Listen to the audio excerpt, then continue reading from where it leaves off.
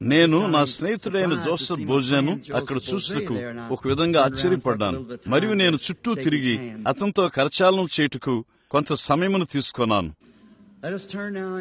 ఇప్పుడు మనం హెబ్రీ 1వ అధ్యాయమును తిరుగుదాము. ఈ రాత్రి ఒక అంశమును తీసుకున్నట్టు కొరకు ఒక భాగమును 1, 2, 3 వచనములను నేను చదువుగూర్చున్నాను.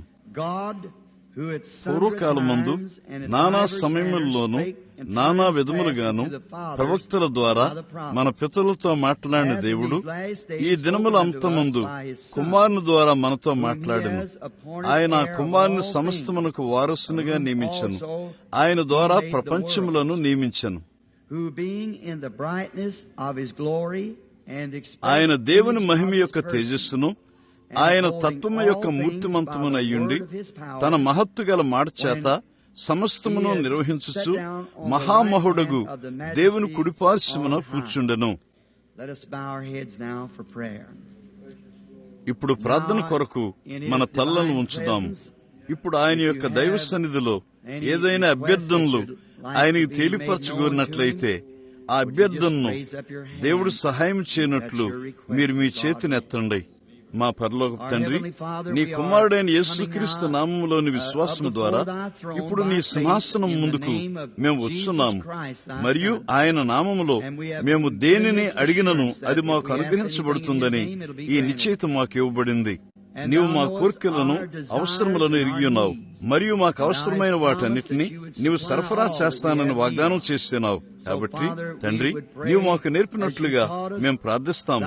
నీ రాజ్యం వచ్చునుగాక, నీ చిత్తం పరలోకమందు నెరవేరినట్లు ఈ భూమిలోనూ జరిగించుము. ఈ రాత్రి అదే మా మనవేయున్నది. నీ ఇష్ట ప్రకారము దాన్ని మాకు దయచేయము. మరియు ఈ ఆధిక్యతలను అనుగ్రహింపుము. వాక్యమును అభిషేకించుము ప్రభువా. ప్రసంగికులను మరియు ఇనువారిని అభిషేకించుము. ఈ రాత్రి మా మధ్యకు పరిశుద్ధాత్ముడు లోనికి వచ్చి వాక్య ప్రకారము చేవారిగా మమ్మను ఉండనిమ్ము. కారణము మేము దాన్ని యేసు నామములో అడుగుచున్నాము. ఆమెన్. మీరు కూర్చొనవచ్చును. రేపు ఉదయమున సంపూర్ణ సువార్త వ్యాపారస్తుల అల్పాహార విందున్నదని నేను గ్రహిస్తాను. సాధారణంగా ఎక్కడ వారి కూటమి ఒకటుంటుందో అక్కడ వారి అల్పాహార విందులో మాట్లాడే ఆధిక్యత నాకుంటుంది. ఈ సమయమునకు అది ఒకే సంస్థ. అది ఒక సంస్థ కాదు. నేను ఆ గుంపుకు మాత్రమే చెందినవాడును. అదే క్రైస్తవ వ్యాపారస్తుల కూటమి. ఇప్పుడు అంతర్జాతీయంగా నేను వారి కొరకు మాట్లాడతాను. ఇప్పుడు ఈ రాత్రికి ఈ కూడికి వ్యర్థంగా పోదని నేను నమ్ముచున్నాను. నేను మీ యొద్దకు అలిసిపోయి అరిగిపోయిన గొంతుతో వచ్చాను. మరియు ఒక చిన్న రొమ్ము జలుబుతో ఉన్నాను. నేను టోసాన్లో నుండి వచ్చాను. అక్కడ నిజంగా చక్కగా పొడిగా ఉన్నది. మరియు నేను ఇక్కడికి వచ్చినప్పుడు అది చక్కగా మంచిగా చెమ్మగా ఉన్నది. కాబట్టి అక్కడ అది ఎంత వ్యతిరేకంగా ఉన్నదో. ఇక్కడ మీరు కలిగి ఉన్న నీటినంతా మీరు మా మార్గంలోనికి పంపినట్లయితే మేము దాన్ని మెచ్చుకుంటాము. కానీ నిజానికి మీరు దాన్ని చేయలేరు. కానీ నేను మీకు సంగతి చెబుతాను. అక్కడ ఒక సమాంతరం ఉన్నది. ఆరిజోనాలో మాకున్నవన్నీ మా చెట్లు పూర్తిగా ముళ్లతో ఉంటాయి. ప్రతిదానికి ముళ్ళు ఉంటుంది. దానికి కారణము అవి ఎండిపోయి ఉన్నందువల్ల. ఇప్పుడు అదే పొద ఈ పైన పెరిగినట్లయితే అది ఒక చక్కని ప్రియమైన ఆకుగా ఉంటుంది. చూడండి, దానికి అక్కడ నీరు లేనందున ఆ కారణం బట్టి అది గుచ్చుకున్నట్లుంది. సంగము జీవజలములు లేకుండా మారినప్పుడు అది ఎండిపోయి గుచ్చుకున్నట్లుగా కూడా ఉంటుంది. గుచ్చుతూ ప్రతిదాన్ని గుద్దుతూ ఉంటుంది. కానీ జీవజలములు అక్కడ ప్రవహించినప్పుడు అది ఆకును తెరచి దాన్ని మృదువుగా చేసి తీయగా, శ్రావ్యముగా మరియు పరిశుద్ధముగా దేవునికి అంగీకారంగా ఉంటుంది. కాబట్టి ఈ రాత్రి మనము గుచ్చే ముళ్ళుగా ఉండకుండా ప్రభు అయిన దేవుడు నీరు కొట్టునుగాక. అయితే చక్కని ఆకులతో మార్గమును పోవు ప్రజలకు మన చెట్టు నీడ కింద వారి ఆత్మలకు విశ్రాంతి పొందుదురుగాక. ఇప్పుడు ఈ రాత్రి నేను తీసుకొని కోరే అంశము ప్రభు చిత్తమైన యెడల నా స్వరం తక్కువగా ఉన్నందున నేను ఈ మైక్రోఫోన్ ను ఎంత దగ్గరగా ఉండాలో అంత దగ్గరగా లాక్కునుచున్నాను. చదువుబడిన హెబ్రీ 1:1 నుండి నేను తీసుకొని కోరే అంశము దేవుడు తన గుణలక్ష్యము ద్వారా తాను బయలుపరుచుకొను. మరలా దాన్ని నన్ను చెప్పనీయండి. ఏలయనగా ప్రతిధ్వనించు పరికరములు ఇక్కడ చాలా బలహీనముగా ఉన్నవని నాకు తెలుసు. దేవుడు తన గుణలక్షణముల ద్వారా తాను బయలుపరుచుకొను. ఇప్పుడు మొత్తం మీద ఏదైనాను దాని యొక్క గుణలక్షణముల ద్వారా అది గుర్తించబడుతుంది. కొన్ని లేఖనములను, ఒక గమనికను నేనిక్కడ కలిగి ఉన్నాను. నేను వాటిని సూచించగోరుచున్నాను. ఇప్పుడు అది ఏమై ఉన్నదో, అది ఏదైనాను దాని గుణలక్షణము ద్వారా అది గుర్తించబడుతుంది. ఇప్పుడు ప్రకృతిలో వలె పుష్పములు వాటి యొక్క గుణలక్షణముల ద్వారా గుర్తించబడతాయి. అవి దగ్గరగా ఏకమై ఉన్నప్పుడు అది ఒక జాతి నుండి మరొక జాతికి, అది ఏ జాతి పుష్పమై ఉన్నదో దాని గుణలక్షణముల ద్వారా అవి గుర్తించబడతాయి. మరియు క్రూర మృగముల్లో అనేక సార్లు నేను ఒక వేటగాడిని. నీవు ఏ జంతువునైనా వేటాడుతున్నట్లయితే ఆ జంతువు యొక్క గుణలక్షణములు ఎరిగి ఉండవలసినది. లేనిచో కొన్నిసార్లు నీవు నిశ్చయంగా మోసపోతావు. ఉదాహరణకు బ్రిటిష్ కొలంబియాలోని రాతిగొర్రె.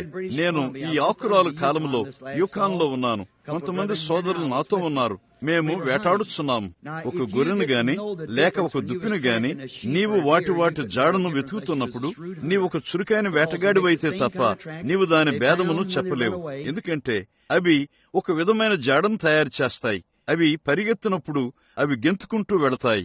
అప్పుడు దూరం నుండి నీవు ఒక దాన్ని చూస్తూ ఉన్నట్లయితే, అవి తమ తలను దించినట్లయితే నీవు కనీసము వాటి భేదమును చెప్పలేవు. అవి వీపు భాగమున మీదుగా ఒక్కటిగానే ఉంటాయి. అది సరిగ్గా తెల్ల దుప్పివలే ఉంటుంది. వాటికి అవి ఏమై ఉన్నవో చెప్పుట కష్టము. కాని దాని యొక్క కొమ్ములు దాని గుణలక్షణమును గుర్తింపు చేస్తాయి. వాటి కొమ్ముల ద్వారా గుండ్రముగా ఉన్న కొమ్ములను గొర్రె కలిగి ఉంటుంది. కాని దుప్పే అది పొదునైన పొడుచుకుని వచ్చే కొమ్ములను కలిగి ఉంటుంది. మరొక సంగతి, అంత ఎత్తులో మేయుటకు దుప్పి వెళ్లదు. తరువాత మేక నడుచుటలో కూడా ఒక గుణలక్షణమున్నది. అలాగుననే గొర్రె.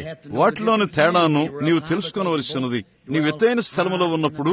కారణమేమనగా అవి రెండును పర్వతముల మీద ఎత్తైన స్థలములో ఉంటాయి. నీ వాటిలోని భేదమును ఎరుగవలసినది. కానీ మీరు గమనించారా, ఒక మేక అది నడుస్తున్నప్పుడు అది తొట్టుపాటుగా నడుస్తుంది. కానీ ఒక గొర్రె నడుస్తున్నప్పుడు తన పాదములను కింద మోపి నడుస్తుంది. దాని యొక్క అడుగుజాడలను వేయు గుణశీలము. నీ యొక్క ఆటను అది ఏమి చేస్తుందో, అది ఎలా నటిస్తుందో, అది ఏమి భుజిస్తుందో మరియు దాని సమస్తమును బట్టి దాని యొక్క గుణశీలము దాన్ని బట్టి గుర్తించబడుతుంది. అప్పుడు నీవు ఒక దాని కొరకు దూకినప్పుడు అది ఏమి సంభవిస్తుందో చూడండి. అది వెళ్లే మార్గమును నీవు చెప్పగలవు. ఆ జంతువుల యొక్క భిన్నమైన గుణశీలమును బట్టి నీవు దాన్ని చెప్పవచ్చును. అలాగైతే మీరు ఎన్నడైనా గమనించారా, అవి ఇక్కడ ఉన్నవో లేదో నాకు తెలియదు, పసుపు మీటను. మంచిది. దాని యొక్క సరైన పేర్లకు ముక్కి పక్షి మరియు జేపక్షి. జేపక్షి కూడా పసుపు మీట పక్షి అంత ఉంటుంది. ఆ రెండు ఎగురుటను మీరు చూసినప్పుడు అవి దరిదాపుగా రెండు ఒకే రకమైన పక్షులు. నీవు రంగును చూడలేకపోయినట్లయితే వాటిని గమనించు. ఏది పసుపు మీట పక్షియో నీవు చెప్పగలవు. జేపక్షి ఎక్కువ లేక తక్కువగా రెండు దారుల మధ్యలో తిన్నగా వెళుతుంది. కాని పసుపు మీటను అది తన రెక్కలను ఆడిస్తూ అది పైకి కిందకి ఎగురుకుంటూ వెళుతుంది. చూడండి, అది ఆ విధంగా గెంతుకుంటూ వెళుతుంది. అది ఎగిరే విధానమును బట్టి నీవు పసుపు మీట పక్షి యొక్క గుణలక్షణమును చెప్పగలవు. మీరు గమనించినట్లయితే కౌజు పెట్ట బయటకు వచ్చినప్పుడు అది ఎలా పైకి వస్తుందో చూడండి. మరియు అప్పుడు నీవు పర్రలో ఉన్నట్లయితే ఆ కౌజు పెట్ట ఎక్కడ ఉన్నదో అక్కడ అది ఒక ఉల్లంకి పెట్ట అయ్యున్నది. వేటగాడులైన మీకు తెలుసు, విల్సన్స్ ఉల్లంకి పెట్ట మరియు జాక్స్ ఉల్లంకి పెట్ట. అవి ఏ విధంగా బయటకు వస్తాయో మరియు ఏ విధంగా వెళతాయో ఆ విధంగా అవి తమను తాము గుర్తింపు చేసుకుంటాయి. అవి ఏ రకమైన పక్షులో అవి ఎగిరే గుణలక్ష్యముల ద్వారా అవి తమను తాము గుర్తింపు చేసుకుంటాయి. అందుచేత నీవు వాటి శబ్దమును విన్నప్పుడు అవి ఎగురుచున్న దాని యొక్క గుణలక్ష్యమును బట్టి, అది బయటికి వెళ్లే విధానమును బట్టి అది ఏమై ఉన్నదో నీవు చెప్పగలవు. ఒక స్త్రీ మరియు ఒక పురుషుడు వలె వారిద్దరూ మనుషులే. కాని ఒక స్త్రీ పురుషుడి నుండి వేరైన గుణలక్షణమును కలిగి ఉంది. ఇక్కడ కొద్ది కాలము క్రితము సొలొమోను మరియు రాణి గూర్చి చదువుతున్నాను. దక్షిణ దేశపు రాణి సొలొమోనులోని ఆ వివేచన వరమును చూసుకు వచ్చుటను గూర్చి నేను ఎన్నడూ నా చిన్న వర్తమానం ఇక్కడ బోధించి ఉండలేదు. కొద్ది కాలం క్రితం నేను చదువుతున్నాను. వారన్నారు, ఆ రాణి సొలొమోను ముందుంచిన చిక్కు ప్రశ్నలో ఒకటేమనగా, ఒక స్త్రీకి పురుషుని వలె వస్త్రధారణ చేసి సొలొమోను ముందుంచింది. ఇప్పుడు ఆ దినమున అది ఒక కొత్త విషయమై ఉన్నది. కానీ ఈ రోజున అది సరి సమానంగా ఉన్నది. అది తప్పు అని మీకు తెలుసు. ఒక స్త్రీ దాన్ని తప్పక చేయరాదని బైబిల్ చెబుతుంది. ఒక స్త్రీ పురుషుని యొక్క వస్త్రములను ధరించుట హేయమై ఉన్నది. మార్పు లేని దేవుడు దాన్ని చెప్పి ఉన్నాడు. దేవుడు దాన్ని చెప్పాడు కాబట్టి అది సత్యమై ఉన్నది. కాబట్టి మనము కనుగొన్నదేమనగా, సొలొమోను వారిని గమనించిన వెంటనే ఇలా అన్నాడు, అది స్త్రీ అయి ఉన్నది. చూడండి, ఆమె ఒక స్త్రీ అయ్యున్నదని, అది పురుషుడు కాదని ఆ స్త్రీ యొక్క గుణలక్షణమును బట్టి, ఆమె తను తాను ప్రవర్తించుకున్న రీతిని బట్టి అతడు చెప్పి ఉన్నాడు. అలాగైతే దరిదాపుగా సమస్తము దాని యొక్క గుణశీలములతో ఉంటుంది. కొందరు సరిగ్గా ఎడమ చేతి వాటం గలవారు, కొందరు కుడి చేతి వాటము గలవారు. వారు తమను తాము ఎలా ప్రవర్తింప చేసుకుంటారో అది వారి యొక్క గుణలక్షణమై ఉన్నది. వారు తమను తాము ప్రవర్తింప చేసుకున్న రీతిని బట్టి వారు కుడి చేతి వాటం గలవారో లేక ఎడమ చేతి వాటం గలవారో, వారు కుడి చేత్తోనో లేక ఎడమ చేత్తోనో అందుకుంటున్న బట్టి మనం చెప్పవచ్చు. మరియు గుర్తుంచుకోండి, యేసు అలాంటి దాన్నే ఒకటి కలిగి ఉన్నాడు. అదే 2 చేతులు దరిదాపుగా ఒకే రీతిగా ఉన్నాయి. అవి ఒకే రీతిగా ఉన్నాయి. అవి ఒకే రకమైన బొటన వేలు ముద్రలను, వేలు ముద్రలను, చిన్న మరియు చూపుడు వేలు ముద్రలను కలిగి ఉన్నాయి. సరిగ్గా కుడి చెయ్యి మరియు ఎడమ చెయ్యి సాధారణంగా ఒకే విధమైన వేళ్లను కలిగి ఉన్నట్లుగా, ఖచ్చితంగా 2 ఒకే పరిమాణంలో ఉన్నట్లుగా. వాటిలో అక్కడ ఉన్న ఒకే భేదమేమనగా, ఒకటి కుడి చెయ్యి, మరొకటి ఎడమ చెయ్యి. నీవు చెప్పగలిగే భేదము అంతమటుకు మాత్రమే. ఒకటి ఎడమ చెయ్యి, మరొకటి కుడి చెయ్యి. కాబట్టి అలాగైతే దానిలో యేసు ఇలా అన్నాడు, నేను ఒక చిన్న విషయమని ఇక్కడ వదులుతాను. మత్తయి 24వ అధ్యాయంలో యేసు అన్నాడు, కాబట్టి చివరి దినముల్లో సాధ్యమైతే ఏర్పరచబడ్డ వారిని సైతము మోసపుచ్చున్నట్లుగా ఆత్మ యొక్క గుణలక్షణములు ఉంటాయి. చూడండి, అవి సరిగ్గా అవి అంత దగ్గరగా ఉంటాయి. నీవు నీ చేతులను పైకెత్తి చూడు. నీవు గమనించినట్లయితే ఒకటి మరొక దాని వలె ప్రతి దానిలో సమానంగా ఉంటుంది. కానీ వాటిలో ఒకటి ఎడమ చెయ్యి, మరొకటి కుడి చెయ్యి. ఆ విధముగానే ఈ చివరి దినముల్లో ఆత్మలుంటాయి. అవి ఒకే విధంగా ఉంటాయి, కానీ వాటి గుణలక్షణములు వాటిని గుర్తిస్తాయి. ఒకటి సరైనది, మరొకటి తప్పైనది, మరియు అది దాని యొక్క గుణలక్షణం ద్వారా గుర్తింపబడుతుంది. దేవుని యొక్క ఆత్మ దాని యొక్క గుణలక్షణముల ద్వారా గుర్తింపబడుతుంది. చూడండి, దేవుని యొక్క ఆత్మ మరియు సంఘం యొక్క ఆత్మ. అక్కడ సంఘం యొక్క ఆత్మ ఉన్నది, దేవుని యొక్క ఆత్మ ఉన్నది. అది పరిపూర్ణంగా ఏమాత్రము సంఘం యొక్క ఆత్మ కాదు. అక్కడ ఒక సంఘశాఖ యొక్క ఆత్మ ఉన్నది, అక్కడ ఒక జాతీయ ఆత్మ ఉన్నది, అక్కడ ఒక దేశం యొక్క ఆత్మ ఉన్నది. ప్రతి దేశము, నేను దానిలోనికి నడిచి వెళ్ళినప్పుడు నీవు ఒక భిన్నమైన ఆత్మను కనుగొంటావు. నేను ఫిన్లాండ్ దేశంలోనికి వెళ్ళాను, కానీ అక్కడ ఒక ఫిన్లాండ్ ఆత్మ ఉన్నది. నేను జర్మనీ దేశంలోనికి వెళ్ళినప్పుడు అక్కడ ఒక జర్మనీ ఆత్మ ఉన్నది. ఈ మధ్య కాలంలోనే మేము ఇంకను ఇండియానా రాష్ట్రంలో జీవిస్తున్నాము. కొన్ని సంవత్సరముల క్రితము నేను నా భార్యతో కలిసి ఒక చిన్న సూపర్ మార్కెట్ లోనికి వెళుతున్నాము. నేను అప్పుడే ఇంటికి వచ్చి ఉన్నాను. మేము వెళ్లి కొంత ఆహారమును తేవలసి ఉండెను. నేను నా మార్గంలో వెళుతూ ఉండగా, అది వేసవికాలమైనది, మీరు దాన్ని నమ్మలేకపోవచ్చును, కానీ మేము ఒక రకంగా బట్టలు వేసుకున్న ఒక స్త్రీని చూశాము. అది ఎంతో వింతగా ఉన్నది. అది నన్ను దిగ్భ్రాంతికి గురి చేసింది. నేనన్నాను, అక్కడ చూడు, అది ఎంత వింతగా ఉన్నదో ఆ స్త్రీ ధరించిన బట్టలు.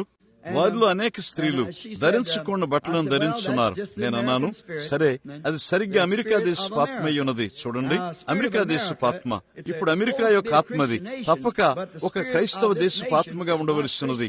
కానీ ఈ దేశంలోని ఆత్మ క్రైస్తవ ఆత్మ కాదు. అది ఒక క్రైస్తవ దేశముగా పిలువబడుతుంది, కానీ గుడిశీలములో అది ఒక 10 లక్షల మైళ్ల దూరంలో ఉన్నది. కాబట్టి నేను చెప్పిన ఈ స్త్రీ, నేనన్నాను, ఆమె అన్నది, మనం అమెరికా వాసులము కాదా?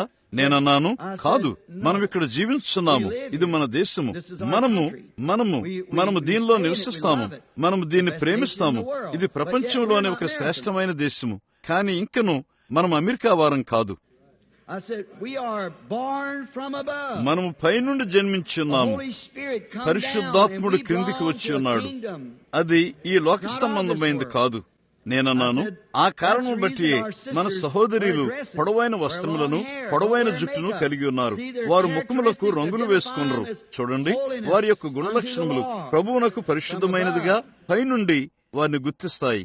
అందుచేత మనము ఒక రాజ్యమును వెతుకుతున్నాము. ఒక రాజు వచ్చి ఆయన ఏలికలను ఆయన రాజ్యములోనికి స్వీకరించుటకు మనం వెతుకుతున్నాము. వారు వారి యొక్క గుణలక్షణములను బట్టి వారు గుర్తించబడతారు.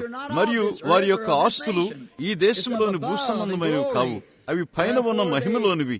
అందుచేత వారు దేవుడు దేనికి శిల్పి మరియు నిర్మాణకుడో ఆ పట్టణం కొరకు వారు ఎదురు చూస్తున్నారు.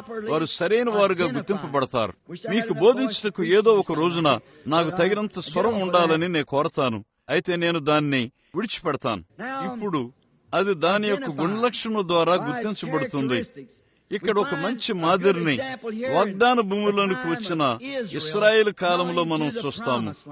దేవుడు తన యొక్క వాగ్దానం ప్రకారము వారిని పిలిచి ఉన్నాడు. నీ సంతానము పరాయి దేశంలో 400 ఏండ్లు ఉంటారు. తరువాత నేను వారిని ఒక గొప్ప బలమైన హస్తంతో నేను వారిని విమోచిస్తాను. తరువాత అప్పుడు వారికి వాగ్దానం చేయబడిన పాలు తేనెలు ప్రవహించు దేశంలోనికి వారు వెళతారు. దేవుని యొక్క వాగ్దానం సమీపించినప్పుడు వారి మధ్య గొప్ప సేవను కలిగి ఉన్న యోసేపును ఎరుగని ఒక ఫరో అక్కడ లేచి ఉన్నాడు. ఇక్కడ మోషే అను పేరు గల ఒక ప్రవక్తను దేవుడు లేపాడు. ఈ మనిషి ఐగుప్తీయుల యొక్క సకల విద్యల్లో ప్రవీణుడుగా నేర్పబడ్డాడు. సందేహం లేదు, అతడు ఒక చురుకైన గొప్ప తెలివిగల మనిషి. కారణము, ఐగుప్తీయులకే అతడు జ్ఞానమును నేర్పగలరు. విడుదల చేయట కొరకు సరిగ్గా సరిపోయిన వ్యక్తిగా కనపడ్డాడు. కానీ మీరు చూడండి, మనము విడుదలని పిలిచేదానికి దేవుడు ఏది విడుదలను పిలుస్తాడో దానికి కొంత భేదం ఉన్నది. ఇప్పుడు తన నీతి శాస్త్రములన్నిటితో ఉన్న ఈ మనిషిని గమనించండి. ఇశ్రాయేలు ప్రజలను విమోచించుటకు అతడు జన్మించి ఉన్నాడని అతడు ఎరిగి ఉండెను. అయినను అతని యొక్క విద్య అంతటితో, అతడు ఎరిగి ఉన్న దాని అంతటితో ఆ పని చేయుటకు అతడు పిలువబడి ఉన్నాడని ఎరిగి ఉన్నను. అతడు కళల్లో పట్టభద్రుడైనప్పటికీ, PhD, LLD అలాంటివి కలిగి ఉన్నప్పటికీ ఇశ్రాయేలును విమోచించుటకు వెళ్ళినప్పుడు అతడు పూర్తిగా విఫలమయ్యాడు. ఇప్పుడు గమనించండి, ఫరోగా మారుటకు ఐగుప్తు సింహాసనం మీద అడుగు పెట్టిన తర్వాత, అతడు ఫరోగా మారిన తర్వాత అతడు ఇశ్రాయేలు ప్రజలను విడిపించేవాడన్నట్లుగా అది కనపడింది. ఎందుకంటే సింహాసనం కొరకు అతడు తరువాత వరుసలో ఉన్నాడు.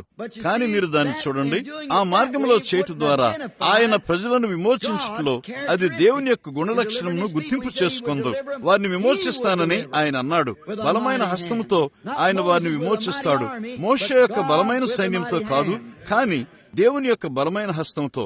ఈ ప్రవక్త పారిపోయాడని మనం కనుగొంటాము. మరియు అరణ్యంలో అతడు 40 సంవత్సరములున్నాడు. అతనికి రంధ్రము చేసి విద్యనెక్కించుటకు అది ఫరోకు 40 సంవత్సరములు పట్టింది. మరియు దాన్ని మరలా రంధ్రము చేసి దాన్ని బయటికి తీసుకువేయుటకు దేవుడు 40 సంవత్సరములు తీసుకున్నాడు. కాబట్టి మనం కనుగొనేదేమంటే, ఒక దినమున అతడు ఎడారి వెనుక అగ్నిస్తంభము రూపములో పొదలో ఉన్న మండుచున్న పొదలో ప్రభువైన యెహోవాను కనుగొన్నాడు. అతడు నిలబడి ఉన్నది పరిశుద్ధ స్థలమయ్యున్నందున అతడు తన చెప్పులు విడవమని అడగబడ్డాడు. ఇప్పుడు చదువుకొని ఉన్న నాగరికత గల ఈ చక్కని మనిషిని చూడండి. అతడు దేవుణ్ణి కలుసుకున్న తర్వాత మార్పు చెందుతున్న అతని యొక్క గుణశీలమును చూడండి. అతడు అత్యున్నతమైన దాన్ని చేశాడు. కొన్నిసార్లు దేవుడు కార్యములను ఎలాంటి సామాన్యతలో జరిగిస్తాడంటే అది శరీరానుసారమైన ఆలోచనకు ఎలాంటి వెరితనంగా ఉంటుందో. పరిపూర్ణంగా ఓడిపోయిన ఒక మనిషిని గమనించండి. దేవుని యొక్క చిత్తమును చేయుటకు తన చుట్టూ ఉన్న ఐగుప్తు సైన్యం అంతటితో మరియు సమస్తముతో, తన విద్య అంతటితో 40 ఏండ్ల వయస్సులో అతని ఉన్నత దశలో అతడు ఓడిపోయాడు. ఇప్పుడు ఇక్కడ అతడు 80 ఏళ్ల మనిషి. గంత కట్టిన గాడిద తొడ మీద అతని భార్య తొడ మీద తన యవ్వన బిడ్డను కూర్చున్నది. మరియు అతడు తన చేతిలో కర్రను పట్టుకుని ఐగుప్తును స్వాధీనపరుచుకుంటూ వెడుచున్నాడు. నీ ఒక వింతైన దృశ్యమును గూర్చి మాట్లాడు, కానీ అది దేవుని యొక్క గుణలక్షణములను ప్రదర్శించుటేయున్నది. ఏలయనగా ఆయన మాటను నమ్ము. ఒక మనిషిని ఆయన కలిగి ఉన్నాడు, అంత మట్టుకే. దాని విషయమేమనగా మీరు ఊహించగలరా? ఒకే మనిషి యొక్క దాడి, అక్కడే ఒక సైన్యం ఓడిపోయింది. కానీ అది ఏమిటి? ఆయన యొక్క గుణలక్షణములు. అతని ఎత్తుగడలు మారినవి. అతడు ప్రభు యొక్క నామమును వేడుచుండెను. నేనే. దాని సంగతి ఏమనగా అతడు దాన్ని స్వాధీనపరుచుకున్నాడు. అతడు దాన్ని చేశాడు. కారణమేమనగా అతడు ప్రభు యొక్క శక్తితో వెడుచుండెను. ఇశ్రాయేలును వాగ్దాన భూమికి నడిపించున్న అతని దారిలో అతని సోదరుడు, అతని సంఘశాఖ సోదరుడైన మోయాబును కలుసుకున్నాడు. ఇప్పుడు మోయాబు అనగా భావము, వారు అన్యులు కారు. వారు లోతు కుమార్తె యొక్క కుమారులు. వారి పిల్లల్లో ఒకరు మోయాబుగా ఎదిగి ఉన్నాడు. ఇప్పుడు ఈ పైన ఈ 2 దేశములను విరుద్ధంగా మీరు గమనించాలని నేను కోరుచున్నాను. ఇక్కడ ఐగుప్తు దేశమున్నది, మరలా ఒక చిన్న చెదిరిపోయిన దేశము. వారు ఏ దేశమునకు వెళ్ళువారు కారు. వారి మధ్యలో రాజు లేడు, ప్రధానులు లేరు, లేక వారి మధ్యలో ఏ ఘనత వహించిన వారు లేరు. వారు కేవలము వాగ్దాన భూమికి వెడుచున్న ప్రజలై ఉన్నారు. మరియు వారు మోయాబు దేశం గుండా వెళ్లవలసి ఉండెను. అది తిన్నగా వాగ్దానం యొక్క విధి నిర్వహణ మార్గంలో. మోయాబు కూడా యెహోవా యందు విశ్వాసులై ఉన్నవారు, మరియు వారు ఒక ప్రవక్తను కలిగి ఉన్నారు. ఇశ్రాయేలును ఒక ప్రవక్తను కలిగి ఉన్నది. వారిద్దరూ ప్రవక్తలై ఉన్నారు. ఇప్పుడు గమనించండి, వారు ఒక స్థలమునకు వచ్చి ఉండగా ఈ సంస్థాగతమైన దేశం యొక్క ప్రవక్త ఈ ఇతర దేశమును శపించుటకు వచ్చున్నాడు. వారు నిలుచుటకు ఒక స్థలము లేనివారు, వారు నిలకడగా ఒక చోట ఉండని వారై ఉన్నారు. కాబట్టి వారు క్రిందికి వచ్చి ఇద్దరు ప్రవక్తలను గమనించారు. అది మూల సిద్ధాంతం ప్రకారంగా వచ్చినప్పుడు వారిద్దరూ ఖచ్చితంగా సరియే. ఏలైనగా గమనించండి, బిలాము ఆ బిషప్ వారితో అన్నాడు, మీరు నాకు 7 బలిపీఠములను కట్టండి. 7 సంఘకాలములను సూచిస్తున్న 7 దేవుని యొక్క పరిపూర్ణమైన సంఖ్య ఉన్నది. సృష్టి 7 దినముల్లో జరిగింది. ఇప్పుడు గమనించండి, 7 దేవుడు 7లో సంపూర్ణం చేయబడ్డాడు. 7 బలిపీఠములు మరియు ప్రతి బలిపీఠం మీద ఒక ఎద్దు. ఇప్పుడు అది ఇశ్రాయేలు పాళెములో ఉన్న అదే బలిపీఠమై ఉన్నది. ఇక్కడ కలిగి ఉన్న అదే బలిపీఠముతో వారు అక్కడ ఇశ్రాయేల్లో ఉన్నారు. మరియు ఒకే బలి అర్పణ, ఒక కోడె మరియు ఒక కోడె, ఒక ప్రవక్త మరియు ఒక ప్రవక్త, వైరుధ్యంగా ఉన్న 2 దేశములు. మనము దానిలోనికి వెళ్ళుటకు సమయం ఉన్నట్లయితే మనము జీవించున్న దినం యొక్క ఒక పరిపూర్ణమైన మాదిరి. గమనించండి, మనము దాని యొక్క సమాంతరమును చూస్తున్నట్లుగా దేవుడు దీన్ని ఒక ఉపమానములో చేర్చున్నాడు. ఇప్పుడు బిలాము కూడా ప్రతి బలిపీఠం మీద ఒక కోడెను కోరి ఉన్నాడు. అది రాబోచున్న మెస్సియా అందలి విశ్వాసమును అది మాట్లాడుచున్నది. ఒక గొర్రె పొట్టేలు, ఒక మగ గొర్రె, అదే బలి అర్పణను వారు ఇశ్రాయేల్లో కలిగి ఉన్నారు. ఇశ్రాయేలు పాడెములోను మోయాబులోను వారు దాన్నే కలిగి ఉన్నారు. మూల సిద్ధాంతం ప్రకారము వారిద్దరూ సరియే. కానీ గమనించండి, మూల సిద్ధాంతం ప్రకారం కానీ ఇశ్రాయేలు పాళెంలో ఒక ప్రవక్త దేవుని యొక్క గుణలక్షణములను కలిగి ఉన్నాడు. మూల సిద్ధాంతం యొక్క భాగములనే కాదు, కానీ దేవుని యొక్క గుర్తింపును కలిగి ఉన్నాడు. దేవుని యొక్క వాక్యము, ఆ యుగము యొక్క దేవుని వాగ్దానముతో అతడు నిలిచి ఉన్నాడు. ఏలయనగా అతడు విధి నిర్వహణలో వాగ్దాన భూమికి వెళ్ళు మార్గములో ఉన్నాడు. చూడండి, ఇప్పుడు మూల సిద్ధాంత భాగంగా బిలాము, బాలాకు, మోషే వలె సరిగ్గా గుర్తింపబడగలరు. కానీ మీరు చూడండి, మోషే దేవుని యొక్క సరైన ప్రవక్త అయ్యుండి మూల సిద్ధాంత భాగములనే కాక దేవుని యొక్క గుర్తింపును కూడా అతడు కలిగి ఉన్నాడు. చూడండి, అతడు విధి నిర్వహణ వరుసలో ఉన్నాడు. ఆ యుగమునకు ఖచ్చితంగా వాగ్దానం చేయబడి ఉన్నట్లుగా నోవహు యుగమునకు కాదు, కానీ అప్పటి యుగమునకు పాలు తేనెలు ప్రవహించు దేశమునకు నేను మిమ్మలను తీసుకుని వెళతాను. వారు వారి యొక్క మార్గములో ఉన్నారు. మరియు ఇశ్రాయేలు వారి యొక్క ప్రవక్త అయిన మోషేలో దేవుని యొక్క గుణలక్షణములు ఆ యుగము యొక్క వర్తమానముతో గుర్తించబడ్డాయి. ఒక అగ్నిస్తంభం అతను వెంబడించున్నది. అతడు ప్రాయశ్చిత్త బలిని కూడా క్రియారూపకంగా కలిగి ఉన్నాడు. దాన్ని గూర్చి మాట్లాడుటే కాదు, కానీ అతడు దాన్ని క్రియారూపంలో ప్రత్యక్షంగా కలిగి ఉన్నాడు. ఉండబోవచ్చున్నది కాదు, కానీ అక్కడే ఇప్పుడు ఉన్నది. గమనించండి, వారి యొక్క రోగములు, వ్యాధి నుండి స్వస్థత కొరకు అతడు ఇత్తడి సర్పమును పైకి నిలబెట్టి ఉన్నాడు. అందుచేత మోషే దైవిక స్వస్థతను పాటించుండెను. అతడు ప్రాయశ్చిత్త బలిని కలిగి ఉన్నాడు.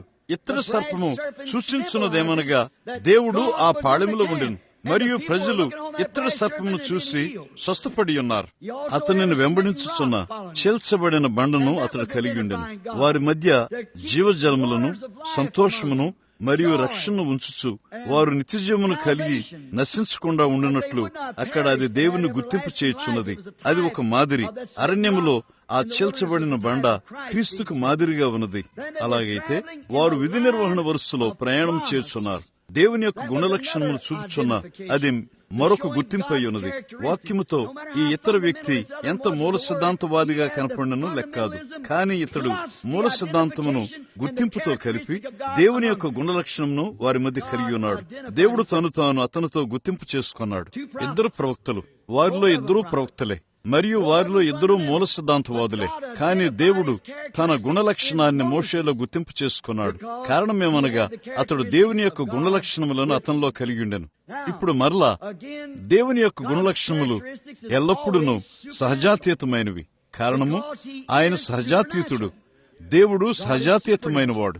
అధునాతన ఆలోచన ధోరణికి అది ఎల్లప్పుడూ అసాధారణముగా ఉంటుంది. మీకది తెలుసు. ప్రతి యుగములో అది ఎన్నడైనా దాటి వెళ్లిన ఆపిల్ పళ్ళబండిని దేవుడు ఎల్లప్పుడూ తారుమారు చేశాడు. ఒక వ్యక్తి గాని లేక ఒక గుంపు గాని ఎన్నడైనా తమను తాము ఒక వర్తమానంపై ఒక సంస్థగా మారినప్పుడు వారు చనిపోయి అలమరలో పెట్టబడ్డారు తప్ప ఒక్కసారి వారు తిరిగి లేవలేదు. అక్కడ దానికి ఏ చరిత్రయూ లేదు. వారు దాన్ని ఒక గుంపుగా చేటుకు వెళ్ళినప్పుడు లూథరన్ వారుగా, ప్రెస్బిటేరియన్ వారుగా గాని, మెథడిస్ట్ వారుగా గాని, బాప్టిస్ట్ వారుగా గాని, పెంతెకోస్తు వారుగా గాని అలాంటి గుంపులుగా వారు ఎన్నడూ తిరిగి లేవలేదు. దేవుడు వ్యక్తులతో వ్యవహరిస్తాడు. గమనించండి, సాధారణ ఆలోచనకు ఆయన ఎంతో అసాధారణముగా ఉన్నాడు. చూడండి, మనం ఎలాంటి పోకడలోనికి వెళతామంటే చివరికి దీన్ని ఈ విధంగా నమ్మాలని అంటాము. అప్పుడు దాని వెంబడి దేవుడు ఆయన వాగ్దానం చేసిన వాక్యముతో వచ్చి మరియు ఆ వాక్యంతో తను తాను గుర్తింపు చేసుకుంటాడు. ఈ గుంపు వారు ఆ గుంపు వారి యొద్దకు వెళ్లరు. కారణమేమనగా అది దాన్ని నమ్మదు. చూడండి, అది దాని నుండి కత్తిరించి వేయబడింది. యోసేపు వలె అతడు ఒక దావీదు కుమారుడు, మరియు అతడు ఒక మంచి మనిషి. అతడే మరీ భర్త అయిన యోసేపు. అతడు ఒక మంచి మనిషి, మరియు సందేహం లేదు అతడు ఎడతెక్కకుండా బైబిల్ యొక్క గ్రంథపు చుట్లను చదివి ఉన్నాడు. ఎలయనగా రాబోతున్న మెస్సయ కొరకు అతడు ఎదురు చూచుండెను. అలాగూ సంభవిస్తుందని లేఖనం చెప్పినట్లు అతడు తప్పక ఎరిగిండెను. ఏదైనగా యెషయా అన్నాడు, ఇదిగో ఒక కన్యక గర్భవతి అగును. మంచిది. ఇప్పుడు మరి అయిన ఈ బాలికతో అతడు వెడుచుండు. బహుశా ఆమెకు 18 సంవత్సరములు, మరియు అతడు బహుశా ఇంకా పెద్దవాడు. తరువాత వివాహం చేసుకున్నట్టుకు వారికి ప్రధానమైనప్పుడు ఆమె తల్లిగా కనపడింది. దాని మీద పరిష్కరించబట్టుకు ఒక విధంగా అది యోసేపునకు కష్టంగా ఉన్నది. సందేహం లేదు, గబ్రియేలు యొక్క దర్శనం ఏమిటో ఆమె అతనికి వివరించింది. కానీ మనం గమనించినట్లయితే అతను నడుపుచున్న అతని గుణశీలం మార్గంలో అతడు దాన్ని సందేహించాడు. ఇప్పుడు వారికి వివాహం కాకమునిపే ఆమె తల్లిగా మారింది. మరియు బైబిల్లో దానికి శిక్ష రాళ్లతో కొట్టుట ద్వారా మరణమై ఉన్నది. ఒక వివాహం కాని స్త్రీ తల్లిగా మారినట్లయితే ఆమె రాళ్లతో కొట్టబడవలను. ఇప్పుడు వారికి వివాహం కాకమునిపే ఆమె తల్లిగా మారింది, మరియు బైబిల్లో దానికి శిక్ష రాళ్లతో కొట్టుడు ద్వారా మరణమై ఉన్నది. ఒక వివాహం కాని స్త్రీ తల్లిగా మారినట్లయితే ఆమె రాళ్లతో కొట్టబడవలను. ఇశ్రాయేల్లో అక్కడ ఏ విధమైన వేశ్యాత్వం లేదు, అది బయటకు ఉంచబడింది. కాబట్టి ద్వితీయోపదేశకాండంలో మనం కనుగొంటాము, అది దాన్ని మనకు చెబుతుంది. ఇప్పుడు తాను జరిగించిన ఒక కార్యమునకు యోసేపును మరియా ఒక కవచంగా వాడుకున్నట్టు ప్రయత్నం చేస్తున్నట్లుగా కనపడుచున్నది. కారణమేమనగా వివాహము కాకముందే ఆమె తల్లిగా కనపడినట్లయితే అప్పుడు ఆమె తప్పక రాళ్లతో కొట్టబడాలి. కాబట్టి ఆమె ఇప్పుడు ఎవరినైనా ఒక కవచంగా తనతో నిలబట్టుకు తప్పక కలిగి ఉండాలి. అది ఎంతో ఎక్కువగా ఆమె ఏమి చేయటం ప్రయత్నించినదో అది అలాగనే కనపడింది. కానీ యోసేపు ఆమె యొక్క చక్కని పెద్ద నేత్రంలోను చూస్తున్నాడు. ఆమె చెబుతుంది, యోసేపు, గబ్రియేలు నాతో చెప్పాడు, పరిశుద్ధాత్ముడు నిన్ను ఆవరిస్తాడు, మరియు నీవు గర్భం ధరించనయ్యున్నది పరిశుద్ధాత్మ వలన కలిగి ఉన్నది. అది దేవుడై ఉన్నాడు, అది దేవుని కుమారుడుగా పిలువబడబోచున్నాడు. యోసేపు దాన్ని నమ్మగోరి ఉన్నాడు. కానీ అది చాలా అసాధారణముగా ఉన్నది. అలాంటివి ఎన్నడూ ఇంతకు మునుపు జరగలేదు. సరిగ్గా అది ఈ దినమున ఉన్నట్లుగా ఉన్నది. ఏదో ఒక విధమైన మార్గంలో ఆ అసాధారణమైన దాన్ని ప్రజలకు నేను చూపించినట్లు చేయగలిగినట్లయితే, దేన్ని గూర్చి అయినా అది వాక్యము ద్వారా గుర్తింపబడినట్లయితే, అప్పుడు అది ఏమై ఉన్నదో దాని యొక్క గుణశీలములు దాన్ని రుజువు చేస్తాయి. అది పనిచేయుచున్న దేవుడై ఉన్నాడు. యోసేపు తప్పక దీన్ని ఎరిగి ఉన్నాడు. ఒక కన్యక గర్భవతి అవుతుంది అనే మాటను యోసేపు తప్పక ఎరిగి ఉంటాడు. అయితే అతడు దాన్ని గూర్చి యథార్థంగా ఉన్నాడు. ఆమెను అవమానపరచనలక రహస్యంగా విడనాడాలనుకున్నాడు. దాన్ని గూర్చి అతడు ఆలోచన చేయుచుండగా అప్పుడు ప్రభు యొక్క దూత కలలో అతనికి ప్రత్యక్షమైనాడు. ఎందుకు ఆయన కలలో ప్రత్యక్షమయ్యాడో మీరు ఎన్నడైనా ఆశ్చర్యపోతారు. ఆ దినముల్లో అక్కడ ప్రవక్తలు లేరు. వారి కళ ఎంతో సామాన్యంగా ఉన్నది. దానికి ఏ అనువాదమునూ అవసరం లేదు. ఆయన అన్నాడు, దావీదు కుమారుడు అయిన యోసేపు, నీ భార్య అయిన మరియను చేర్చుకుంటూ భయపడవద్దు. ఆమె గర్భము ధరించినది పరిశుద్ధాత్మ వలన కలిగినది. చూడండి, అప్పుడది పరిష్కరించబడింది. చూడండి, రెండవదిగా ఆయన కళ్ళ అతని యొద్దకు వచ్చాడు. కానీ మీరు చూడండి, అదేమనగా ఈ కన్యకయే గర్భము ధరిస్తుందని గుర్తింపు చేయుటకు ఇక్కడ ఏ ప్రవక్తయూ లేడు. చూడండి, కాబట్టి అందుచేత ఆయన అతని కల్లో కనపడ్డాడు. కారణమేమనగా అతడు నీతిమంతుడు, యథార్థవంతుడు, ఒక మంచి మనిషి. ఆ మనిషి ఆ యుగము కొరకు పిలువబడి ఉన్నట్లయితే ఏ మంచి మనిషి యొద్దకైనా ఏదో ఒక విధానములో దేవుడు అతని యొద్దకు వస్తాడని, ఆ యుగములో ఆయన కార్యములను ఆ మనిషితో గుర్తింపు చేసుకుంటాడని నేను నమ్ముతాను. ఇప్పుడు అది అసాధారణముగా ఉన్నది. వారు కనీసం దాన్ని గ్రహించలేకపోయారు. కానీ ఎల్లప్పుడూ ఆ యుగము కొరకు వాగ్దానం చేయబడిన వాక్యం ప్రత్యక్షమవుట అదంతా ఎంతో అసాధారణముగా ఉంటుంది. ఇప్పుడు అక్కడ కొందరు ప్రజలు చుట్టూ వెళ్లి, సరే బాగుంది, ఇది అసాధారణముగా ఉంది, అది దేవుడై ఉన్నాడని అంటారు.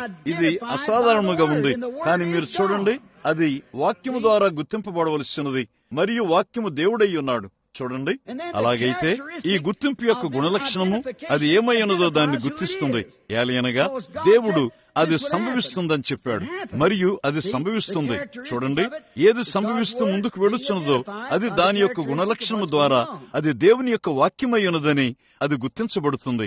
అంత్య దినముల్లో నా ఆత్మను కృమ్మరిస్తానని ఆయన చెప్పి ఉన్నాడు. ఆయన దాన్ని చేశాడు. అది దేవుడై ఉన్నాడని దాని యొక్క గుణలక్షణములు దాన్ని గుర్తించినవి. చూడండి, అది ఎల్లప్పుడూ దానికే అది గుర్తించబడుతుంది. ఇప్పుడు ఎల్లప్పుడూ ప్రతిసారి అది తప్పని చెప్పినప్పుడు వాక్యము ఆ తప్పును దిద్దుచున్నది. నీవు ఎన్నడైనా దాన్ని గమనించావా? అది నోహు దినముల్లో దేవుడు ఆకాశంలో నుండి వర్షమును తేవచ్చున్నాడని ఆ శాస్త్రీయ యుగమును వాక్యము దిద్ది ఉన్నది. చూడండి, వారందరూ ఐగుప్తులో స్థిరపడినప్పుడు అది మోషే అయి ఉన్నాడు. అయితే దేవుని యొక్క వాక్యము గుర్తింపబొట్టుకు వచ్చి ఉన్నది మరియు వాక్య సత్యము తప్పును దిద్దుతుంది. నన్ను మిమ్మును ఒకటి అడగనివ్వండి. మనం ఇక్కడ కొంచెము లోతుగా వెళ్ళవచ్చు. సిద్ధాంతంపై నేను ఉపదేశమును తప్పక చేయకూడదు, కానీ నన్ను ఒక్క విషయము మిమ్మల్ని అడగనివ్వండి. యేసు వాక్యమై ఉన్నాడు, మనకది తెలుసు. అది అలాగై ఉన్నదని బైబిల్ చెప్పింది. పరిశుద్ధ యోహాను 1వ అధ్యాయము, ఆదియందు వాక్యముండెను, వాక్యము దేవుని యొద్ద ఉండెను, వాక్యము దేవుడై ఉండెను, మరియు వాక్యము శరీరధారి అయి మన మధ్య నివసించెను. ఆయన ఇంకను వాక్యమై ఉన్నాడు. అప్పుడు ఆయన తలంపులను వివేచించినప్పుడు అది తప్పక వాక్యమై ఉన్నదని వారు గుర్తించవలసినది. ఏలయనగా ఆయన దాన్ని చేస్తాడని దేవుని యొక్క వాక్యము చెప్పి ఉన్నది. ఆయన ప్రవక్త అయి ఉన్నాడు. ఇప్పుడు గమనించండి, ఆయన జన్మించినప్పుడు 12 ఏండ్ల వయసులో ఆయన పర్ణశాల పండుగకు వెళ్లి ఉన్నాడు. వారు పస్కా పండుగకు వెళ్లి ఉన్నారు. వారు తిరిగి వస్తూ ఉండగా మార్గములో 3 దినముల ప్రయాణం తరువాత వారు ఆయన్ని తప్పిపోయారు. బహుశా ఆయన వారి ప్రజల మధ్యలో ఉంటాడని గ్రహిస్తూ ఆలోచిస్తున్నారు. దాని నుండి మనము ఒక పాఠమును తయారు చేయవచ్చు. అది ఈ రోజున ఎంతో ఎక్కువగా ఉన్నది. ఇప్పుడు మెథడిస్ట్ వారైన మీరు, బ్యాప్టిస్టు, ప్రెస్బిటేరియన్, లూథరన్, క్యాథలిక్, మీరు ఎవరయ్యున్నప్పటికీ చూడండి, మీరును అదే కార్యం చేస్తున్నారు. కొన్నిసార్లు ఆయన మన మధ్య లేనప్పుడు వెస్లీ గొప్ప ఉద్యమం కలిగి ఉన్నందువల్ల, లూథర్ గొప్ప ఉద్యమం కలిగి ఉన్నందువల్ల, లేక పెంతెకోస్తు గొప్ప ఉద్యమం కలిగి ఉన్నందువల్ల ఆయన ప్రజల మధ్యలో ఉన్నాడని మనం గ్రహించున్నాము. వారు ఆయన్ని వెతకటానికి వెళ్లారు. వారు ఆయన్ని ఎక్కడ కనుగొన్నారు? వారు ఆయన్ని ఎక్కడ తప్పిపోయారు? యెరూషలేములో. వారు ఆయన్ని కనుగొన్నప్పుడు ఆయన ఏం చేస్తున్నాడు? ఒక చిన్న 12 ఏండ్ల వయసు గల బాలుడు, బహుశా ఎన్నడూ ఏ పాఠశాలలో ప్రవేశింపలేదు. ఆమె తల్లి నేర్పిన దానికంటే ఎక్కువగా. మరియు ఆయన ఇక్కడ ఆలయంలో ఉన్నాడు. దేవుని వాక్యమును గూర్చి యాజకులతో తర్కించున్నాడు. వారు ఈ బాలుని యొక్క జ్ఞానమును బట్టి ఆశ్చర్యపడ్డారు. ఆయన వాక్యమై ఉన్నాడు. ఇప్పుడు గమనించండి, ఇప్పుడు మరియను దేవుని యొక్క తల్లి అని పిలుచు కేథలిక్ వారైన మీరు మిమ్మల్ని గూర్చి అగౌరవంగా మాట్లాడలేదు. కానీ ఒక చిన్న పొరపాటుని ఇక్కడ నన్ను మీకు చూపనివ్వండి. మరియపై సంఘం నిర్మింపబడినట్లయితే ఏమి సంభవించిందో గమనించండి. ఇప్పుడు ఆమె అక్కడికి వచ్చేలా అన్నది, ఓ నీ తండ్రి మరియు నేను నిన్ను కన్నీళ్లతో వెతికాము. ఆ ప్రకటనను గమనించండి.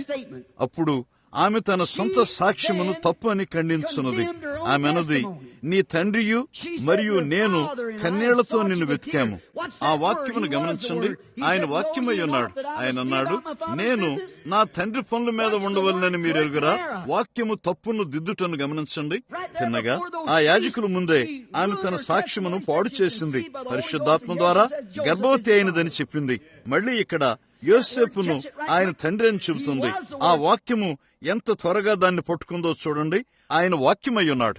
మీకు తెలుసా, ఇప్పుడు 12 ఏండ్ల బాలుడు దాన్ని చేయగలడా?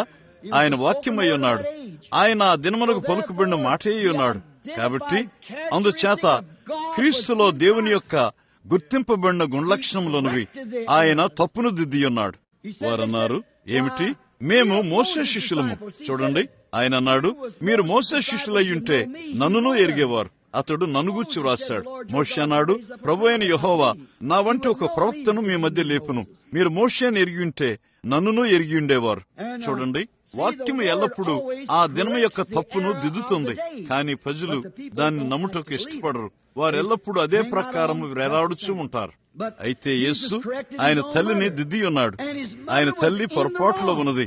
కారణము, ఆమె ఇదివరకే ఆ బిడ్డను పరిశుద్ధాత్మ ద్వారా గర్భము ధరించి ఉన్నానని చెప్పి ఉన్నది. మళ్లీ ఇక్కడ యోసేపు ఆయన తండ్రి అని ఆమె సాక్ష్యమును తబిబు చేస్తున్నది. ఇప్పుడు యోసేపు ఆయన తండ్రి అయ్యుంటే ఆయన తండ్రి పని మీద ఆ వడ్రంగిశాలలో ఆయన ఉండి ఉండేవాడు. కానీ ఆయన తన తండ్రి పని మీద ఆ సంస్థలను గద్దిస్తూ ఆలయంలో ఉన్నాడు. చూడండి, 12 ఏండ్ల బాలుడు ఆయన తన తండ్రి పని మీద ఉన్నాడు. నేను నా తండ్రి పని మీద ఉండాలని మీకు తెలియదా? మీరు గమనించారా? యేసు సాతాను ద్వారా శోధించబడ్డాడు. ఆయన గుణలక్షణములను అక్కడ చూడండి. ఆయన శోధించబడుచుండగా ఆయన దేవుడుగా గుర్తింపబడ్డాడు. కారణమేమనగా ఆయన వాక్యంతో నిలిచి ఉన్నాడు. చూడండి, సాతాను అది ఎలాగూ వ్రాయబడి ఉన్నది అన్నాడు. యేసు అన్నాడు, అది ఎలా కూడా వ్రాయబడి ఉన్నది. వాక్యంతో నిలబడి ఉన్నాడు. దేవుడు పూర్వకాలము నానా సమయములలో అని మనం చదువుతాము. దేవుడు నానా సమయములలో ఆ పూర్వకాలములలో నానా విధములుగా అనేక మార్గములలో తన్ను తాను ప్రవక్తలకు దర్శనముల ద్వారా గుర్తింపు చేసుకున్నాడు. అది ప్రవక్త యొక్క గుణలక్షణమై ఉన్నది. అదేమనగా ఆయన ముందుగా చెప్పిన సంగతులు సంభవించి ఉన్నవి. ఇప్పుడు దేవుడు ఆయనతో ఉన్నాడని, అది ఆయన గుణలక్షణములు గుర్తింపు అయ్యున్నది. అలాగైతే ఆ దినము యొక్క వాక్యమును అనువాదము చేయుటకు అది ఆయనకు హక్కులనిచ్చి ఉన్నది. కారణమేమనగా దేవుని యొక్క వాక్యము ప్రవక్తల వద్దకు వస్తుంది. అదే ఆయన ముందు చెప్పిన ప్రవక్త యొక్క గుణలక్షణం. బైబిల్ చెప్పి ఉన్నది, మీ మధ్య ఒకడు అతడు ఏం చెప్పాడో అది నెరవేరినట్లయితే అప్పుడు మీరు అతని మాట వినండి. కానీ అది నెరవేరకపోయినట్లయితే అతన్ని నమ్మవద్దు, అతనికి భయపడవద్దు. నా వాక్యం అతనిలో లేదు, కానీ అతని మాట నెరవేరినట్లయితే అప్పుడు నా మాట అతనిలో ఉన్నది. అదే అతని యొక్క గుర్తింపు. అదే ఒక ప్రవక్త యొక్క గుణలక్షణము. ఇప్పుడు పూర్వకాలములందు ఆ విధముగా ప్రవక్తలని పిలువబడు ఒక మనిషి ద్వారా దేవుడు ఒక మనిషికి తను గూర్చిన గుణలక్షణం యొక్క గుర్తింపును చూపించాడు. ఇప్పుడు బైబిల్ దాన్ని చెప్పింది. పూర్వకాలమందు నానా విధములుగా ప్రవక్తల ద్వారా మన పితరులతో మాట్లాడిన దేవుడు. 2వ పేతురులో కూడా మనం చదువుతాము. అదేమనగా దేవుని వాక్యమంతయు సంపూర్ణముగా వారి ద్వారా వ్రాయబడింది. మనుషులు పరిశుద్ధాత్మ వలన ప్రేరేపింపబడిన వారై బైబిల్ను వ్రాసిరి. వారు ప్రవక్తలై ఉన్నారు. వాక్యము వారి యొద్దకు వచ్చి ఉన్నది మరియు వారు దాన్ని వ్రాశారు. ప్రేరేపణ కింద వారు వాక్యమును వ్రాశారు. మొదటిగా వారు గుర్తింపబడిన ప్రవక్తలు. అప్పుడు వారు వాక్యం యొక్క ప్రేరేపణ వ్రాశారు మరియు దైవిక ప్రత్యక్షత యొక్క అనువాదమును వారు కలిగి ఉన్నారు. కారణము అది మనిషిలో ఉన్న దేవుడై ఉన్నాడు. ఆ విధానములోనే తన గుణశీలం యొక్క గుర్తింపులో చూపించుకున్నాడు. వారి దర్శనములు సత్యమని రుజువు చేయబడ్డాయి. అది వారిలోని దేవుని యొక్క గుణలక్షణములు తను తాను ప్రజలకు తెలియపరుచుకొనుచున్నాడు.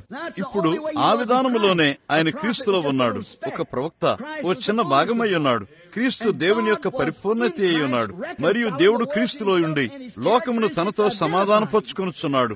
ఆయన ఏమై ఉన్నాడో ఆయన గుణశీలములు ఆయన్ను గుర్తించినవి. ఎంత మట్టుకనగా ఆయన అన్నాడు, నేను నా తండ్రి యొక్క క్రియలు చేయని యెడల నన్ను నమ్మవద్దు. నేను నా తండ్రి యొక్క గుణలక్షణాలను కలిగి ఉండనట్లయితే నన్ను మరియు నా వాదనలను నమ్మవద్దు. నేను నా తండ్రి యొక్క గుణలక్షణము నాలో కలిగి ఉండకపోయినట్లయితే అప్పుడు నన్ను ఎంత మాత్రమూ నమ్మవద్దు. ఇప్పుడు ఆయన గుణలక్షణములు ఎన్నడూ మారవు. ఒక గొర్రెపిల్ల ఎలాగూ తన గుణలక్షణమును మార్చలేదో, లేక మరేదైనా గాని దాని గుణలక్షణమును ఎలా మార్చలేదో, అలాగునే దేవుడును ఎంత మాత్రము తన గుణలక్షణమును మార్చలేడు.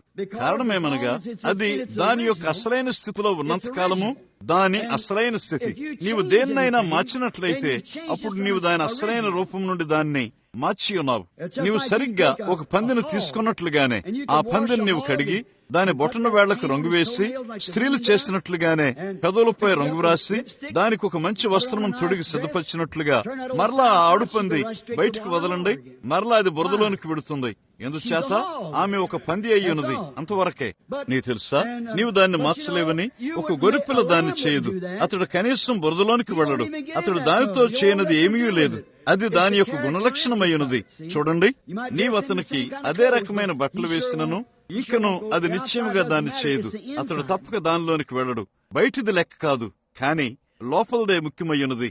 ఇప్పుడు సమస్త జీవమునకు మూలము దేవుడై ఉన్నాడు. దీన్ని గ్రహించుటలో తప్పిపోవద్దు. నాలో ఉన్న సమస్తమంతటితో మీరు దానిలో ఏదో చూడాలని తెచ్చుటకు నేను ప్రయత్నం చేస్తున్నాను. చూడండి స్నేహితులారా, అది మీ మంచి కొరకై ఉన్నది. ఇది మీ కొరకై ఉన్నది.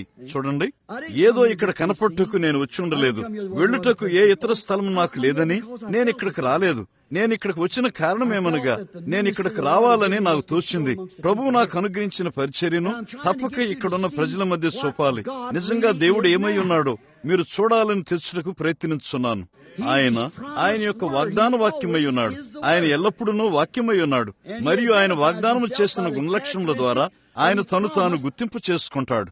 వాక్యంలోని ఒక నిర్ణీతమైన గుణశీలము ఒక నిర్ణీతమైన సమయంలో లేవవలసి ఉన్నట్లయితే అప్పుడు తప్పక లేవవలసిన వ్యక్తి ఏ గుణశీలముతో ఉండవలసినదో ఆ వ్యక్తి అతనేనని అది గుర్తింపు చేస్తుంది. ఆ కారణం బట్టి ఆయన ఏమై ఉండెనో ఆ రీతిగానే యేసు ఉండవలసి ఉండెను. వారు తప్పక దాన్ని చూసి ఉండవలసి ఉన్నది. ఆశ్చర్యం కాదు, వారు గుడ్డివారుగా ఉండిరి. అక్కడ చెప్పబడినదేమనగా ఆయన ఎన్నో అద్భుతములు చేసినప్పటికీ ఇంకను వారు ఆయన నమ్మలేకపోయారు. కారణమేమనగా యెషయా చెప్పాడు, వారు కన్నులుండి చూడరు, చెవులుండి వినరు. చూడండి, ప్రతి యుగము ఆయన యుగం మాత్రమే కాదు, కాని ప్రతి యుగములో దేవుడు నానా సమయములలో నానా విధములుగా మాట్లాడాడు. ఇంకను అది వారికి అర్థం కాలేదు. ఇప్పుడు ఆయన గుణలక్షణములు ఎన్నడూ తప్పిపోవు. అవి ఎల్లప్పుడూ ఒకే రీతిగా ఉంటాయి. ఇప్పుడు గుర్తుంచుకోండి, ఆయన గుణలక్షణములు, దేవుని యొక్క గుణలక్షణములు ఎన్నడూ తప్పిపోవు. ఒకవేళ అవి తప్పిపోతే అప్పుడు దేవుడు తప్పిపోయినట్లే. బైబిల్ చెప్పింది హెబ్రీ 13:8 అదే యేసుక్రీస్తు నిన్న నేడు నిరంతరం ఒకే రీతిగా ఉన్నాడు. అందుచేత ఆయన మార్పు లేని దేవుడు. ప్రారంభంలో ఆయన ఎలాంటి గుణలక్షణములను కలిగి ఉన్నాడో ఆయన ఇంకనూ అదే గుణలక్షణములను కలిగి ఉన్నాడు. ఆయన పనిచేసిన ప్రతి మార్గములో ఎప్పుడైనా ఎనడైనా ఆయన ఏమి చేసినా ప్రతిసారి ఆయన ఒకే రీతిగా చేస్తాడు. ఆయన అలాగ చేయకపోయినట్లయితే ఆయన గుణలక్షణం మారి ఉన్నది. చూడండి, అప్పుడు అది దేవుడు కాని గుణలక్షణమును అది ప్రదర్శిస్తుంది. చూడండి, కాబట్టి అప్పుడు మనము ఎక్కడ ఉంటామో మనకు తెలియదు.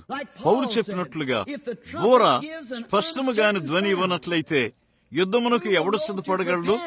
బోర స్పష్టముగాని ధ్వని ఇవ్వకపోయినట్లయితే, ఇప్పుడు బోర త్రిప్పుకొనుట అని తప్పక శబ్దం చేయవలసి ఉన్నట్లయితే అదే మనం తప్పక చేయాలి, త్రిప్పుకొనుట.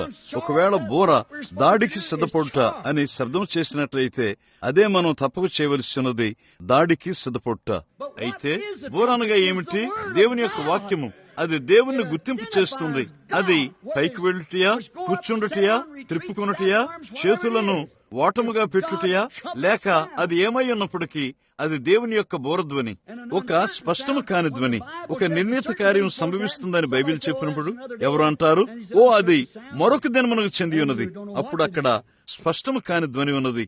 అప్పుడు ఏం చేయాలో నీకు తెలియదు. యేసు అన్నాడు, నా ప్రాణమును పెట్టుటకు మరలా దాన్ని తిరిగి లేపుటకు నేను శక్తిని కలిగి ఉన్నాను. ఏ అస్పష్టమైన ధ్వని అక్కడ లేదు. ఆ స్త్రీ అన్నది మెస్సియా వస్తాడని మనకు తెలుసు. మరియు ఆయన వచ్చినప్పుడు ఆయన చేసినట్లుగా ఈ విషయములను మాకు చెబుతాడు. ఆయన అన్నాడు, నేనే ఆయనను. ఏ అస్పష్టమైన ధ్వని లేదు, నేనే ఆయనను. ఆమేన్. వారన్నారు, మా తండ్రులు అరణ్యంలో మన్నాను తిన్నారు. ఆయన అన్నాడు, వారిలో ప్రతి ఒక్కరూ చనిపోయారు. పరలోకంలో నుండి దేవుని యొద్ద నుండి వచ్చిన జీవాహారము నేనే. ఏ అస్పష్టమైన ధ్వని లేదు.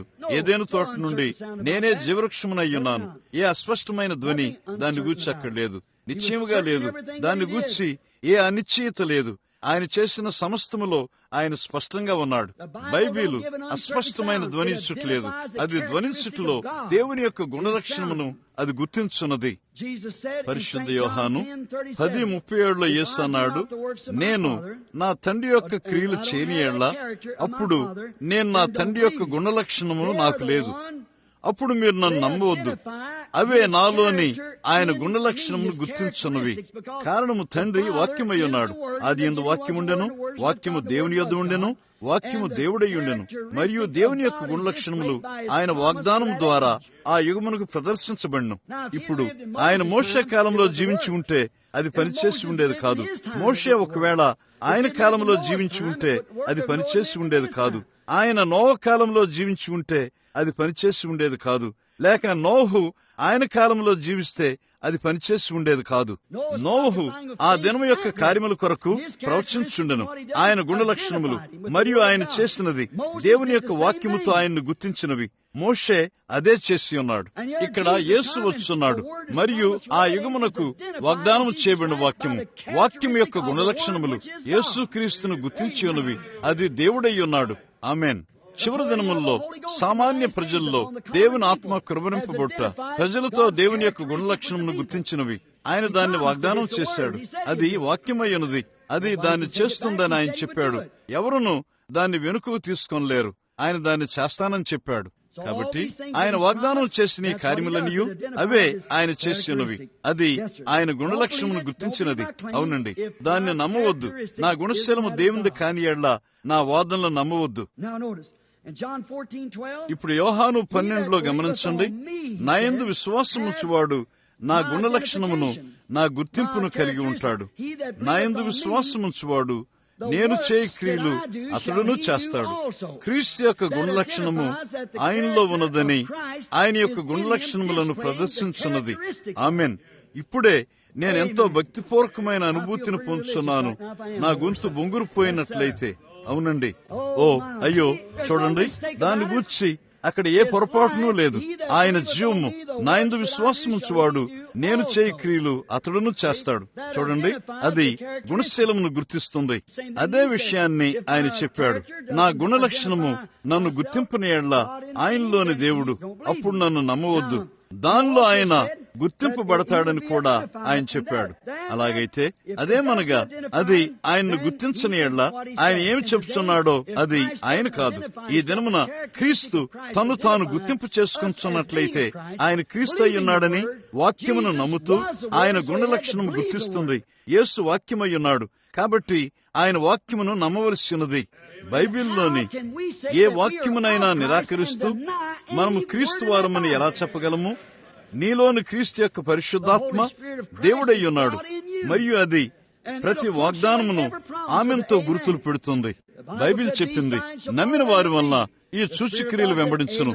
దేవుని యొక్క ఆత్మ ఆమెను చెప్పింది. చూడండి, కాదు, అది మరొక యుగానికి అయ్యున్నది. అది శిష్యుల కొరకు మాత్రమే అని వారిలో ఏ ఒక్కరూ చెప్పరు. మీరు సర్వలోకమునకు వెళ్లి సర్వసృష్టికి సువార్తను ప్రకటించండి. అతడు ప్రపంచంలో ఎక్కడ నమ్మినను ఈ సూచనలు అతను వెంబడిస్తాయి. అదే కార్యము నిన్న నేడు నిరంతరం ఏకరీతిగా ఉన్నాడు. గుణలక్షణములు గుర్తింపబడినవి. అది హెబ్రీ 1:1 తయారు చేస్తుంది. పూర్వకాలముల యందు దేవుడు ప్రవక్తల ద్వారా పితరులతో మాట్లాడిన దేవుడు పూర్వకాలముల యందు ఆయన చేసినట్లుగానే ఆయన చేసిన అదే గుణలక్షణము ద్వారా ఈ రోజున పునరుద్ధానుడై క్రీస్తును గుర్తింపు చేయుచున్నాడు. మీరు గమనించారా? దేవుడు ఎన్నడూ తన విధానమును మార్చడు. పాత బైబిల్ కాలంలో ఒక కలలు కనేవాడు ఒక కలను కన్నప్పుడు మరియు ఆ కల సత్యమో కాదో తెలుసుకుంటకు ఆ దేశంలో ఒక ప్రవక్త లేనప్పుడు వారు దాన్ని కనుగొంటుకు మరొక మార్గమును కలిగి ఉండిరి. ఆ కల కన్న వ్యక్తిని ఆ గుణశీలమును ఆలయంలోని తీసుకుని వెళ్లేవారు. అదే ఆ కొయ్యకు వేలాడదీయబడి ఉన్న ప్రధాన యాజకుడైన అహరోను యొక్క న్యాయ విధాన పథకము. అప్పుడు కలకన్న వ్యక్తి తన కలను దాని ముందు వివరిస్తాడు. అప్పుడు అది ఎంత చక్కగా వినబడినప్పటికీ లెక్క కాదు, అది ఎంత నిజముగా కనబడినప్పటికీ లెక్క కాదు. ఉరీము తమ్మీముగా పిలువబడే ఆ రాళ్లలో సహజాతీతమైన వెలుగు ప్రకాశించిన ఎడల బైబిల్ పాఠకులైన మీకు తెలుసు. అప్పుడు అది ఎంత చక్కగా వినబడినప్పటికీ లెక్క కాదు, అది అలాగై ఉండలేదు. దేవుని యొక్క అసాధారణత, దేవుని యొక్క గుణలక్షణము, ఆ వర్తమానముతో ఆయన తను తాను గుర్తింపు చేసుకున్నట్లుగా సహజాత్యతముగా ఆయన గుణలక్షణములు ప్రదర్శించబడవలసినది. ఆమేన్. ఈ రాత్రి దాన్నే నేను చెప్తున్నాను. ఆ పాత ఉరీము తమ్మీము గతించిపోయినది, కానీ దేవుని యొక్క గుణలక్షణమును గుర్తింపు చేయు వాక్యము ఇంకనూ అక్కడ ఉన్నది. అదే మనం జీవించున్న గడియ వాగ్దానం. అది ఆయన ఒకే రీతిగా ఉన్నాడని తెలియచేస్తుంది. పూర్వకాలముల్లో చూడండి, నానా విధములుగా ప్రవక్తల ద్వారా మన పితరులతో మాట్లాడిన దేవుడు, యోహాను కాలం వరకు ఉన్న ధర్మశాస్త్రము మరియు ప్రవక్తలు, అప్పటి నుండి పరలోక రాజ్యము. గమనించండి. అయితే చివరి దినముల్లో ఆయన కుమారుడైన యేసు ద్వారా అప్పుడు చేసిన అవే కార్యముల గురించి మాట్లాడుచున్నాడు. పూర్వకాలము నానా సమయముల్లో నానా విధములుగా మన పితరులతో ప్రవక్తల ద్వారా మాట్లాడిన దేవుడు ఈ చివరి దినముల్లో అదే కార్యమును చేస్తున్నాడు. ప్రజలతో, తండ్రులతో తన కుమారుడైన క్రీస్తు యేసు ద్వారా మాట్లాడుచున్నాడు. మృతుల్లో నుండి ఆయన లేపి ఉన్నాడు మరియు మనలో ఆయన జీవించున్నాడు.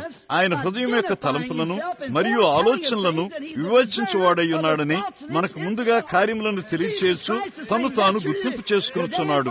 యేసుక్రీస్తు నిన్న, నేడు, నిరంతరం ఏకరీతిగా ఉన్నాడు. పూర్వకాలము నానా సమయములలో నానా విధములుగా ప్రవక్తల ద్వారా మన పితరులతో మాట్లాడిన దేవుడు ఈ చివరి దినముల్లో ఆయన కుమారుడైన క్రీస్తు యేసు ద్వారా మాట్లాడుచున్నాడు.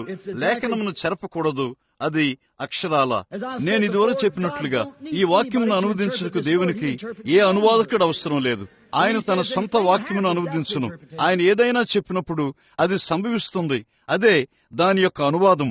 చూడండి, బాగుంది, దీని భావం అది అని నేను నమ్ముతాను అని ఏ ఒక్కరూ ఆయనకు అవసరం లేదు. దేవుడు తన సొంత అనువాదం ద్వారా దాన్ని గుర్తిస్తాడు. ఆ దినమునకు అది ఆయన వాగ్దానమైనట్లయితే లోదరు యొక్క వెలుగులో మనం జీవించలేము, వెస్లీ యొక్క వెలుగులో మనం జీవించలేము, వారి ఎవరి వెలుగులో మనం జీవించలేము. మనము తప్పక ఈ దినము కొరకు వాగ్దానం చేయబడిన వెలుగులో జీవించాలి. బహుశా మోషే ఐగుప్తుకు వెళ్లి, బాగుంది, మనము ఒక పెద్ద ఓడను నిర్మించబోతున్నాము అని ఉంటే మనం ఈ దేశం నుండి తేలి ఆడుచు బయటకు వస్తాము, నైల్ నది పైకి రాబోతున్నదని అంటే వారు గ్రంథపు చుట్టలో వెనుక చూసి అక్కడ అలాంటి వాగ్దానమే లేదు అనేవారు. అది సత్యము. కానీ మీరు చూడండి, అతడు తనకై తాను దేవుని యొక్క ప్రవక్తగా గుర్తింపబడ్డాడు. ఏలైనగా అతడు ఏం చెప్పాడో అది నెరవేరింది. అప్పుడు అతడు ప్రభు యొక్క వాక్యమును కలిగి ఉన్నాడని వారు ఎరిగి ఉండిరి. ఫరో ఈట్లను కలిగి ఉన్నాడు, కానీ మోషే వాక్యమును కలిగి ఉన్నాడు. కాబట్టి వారు సముద్రము నదికి వెళ్ళినప్పుడు ఈటలు సముద్రం కిందకి వెళ్లిపోయినవి. కానీ మోషే సముద్రము గుండా ఈ వైపు నుండి ఆ వైపు వరకు ఆరిన నేల మీద ఇశ్రాయేలును తీసుకుని వెళ్ళాడు. కారణమేమనగా అతడు వాక్యమును కలిగి ఉండెను మరియు అతడు ఆ గడి యొక్క వాక్యమై ఉండెను. మోషే ఆ గడియకు ప్రత్యక్షపరచబడిన వాక్యమై ఉన్నాడు. ఏలియా ఆ గడియకు ప్రత్యక్షపరచబడిన వాక్యమై ఉన్నాడు. క్రీస్తు ఆయన చేసిన వాగ్దానములకు ప్రత్యక్షపరచబడిన వాక్యమై ఉన్నాడు. కొంతకాలమైన తర్వాత లోకము నన్ను మరి ఎన్నడూనూ చూడదు, అయితే మీరు నన్ను చూతురు. నేను మీతోను మీలోను యుగ సమాప్తి వరకు ఉంటాను. నేను చేయి క్రియలు మీరును చేస్తారు. ఆయన ఈ విషయములను వాగ్దానం చేశాడు. అది ఏమిటి? ఆయన అన్ని యుగముల్లో చేసినట్లుగా అది దేవుని యొక్క గుణలక్షణములు ఆయన వాక్యమును ప్రదర్శించుటే ఉన్నది.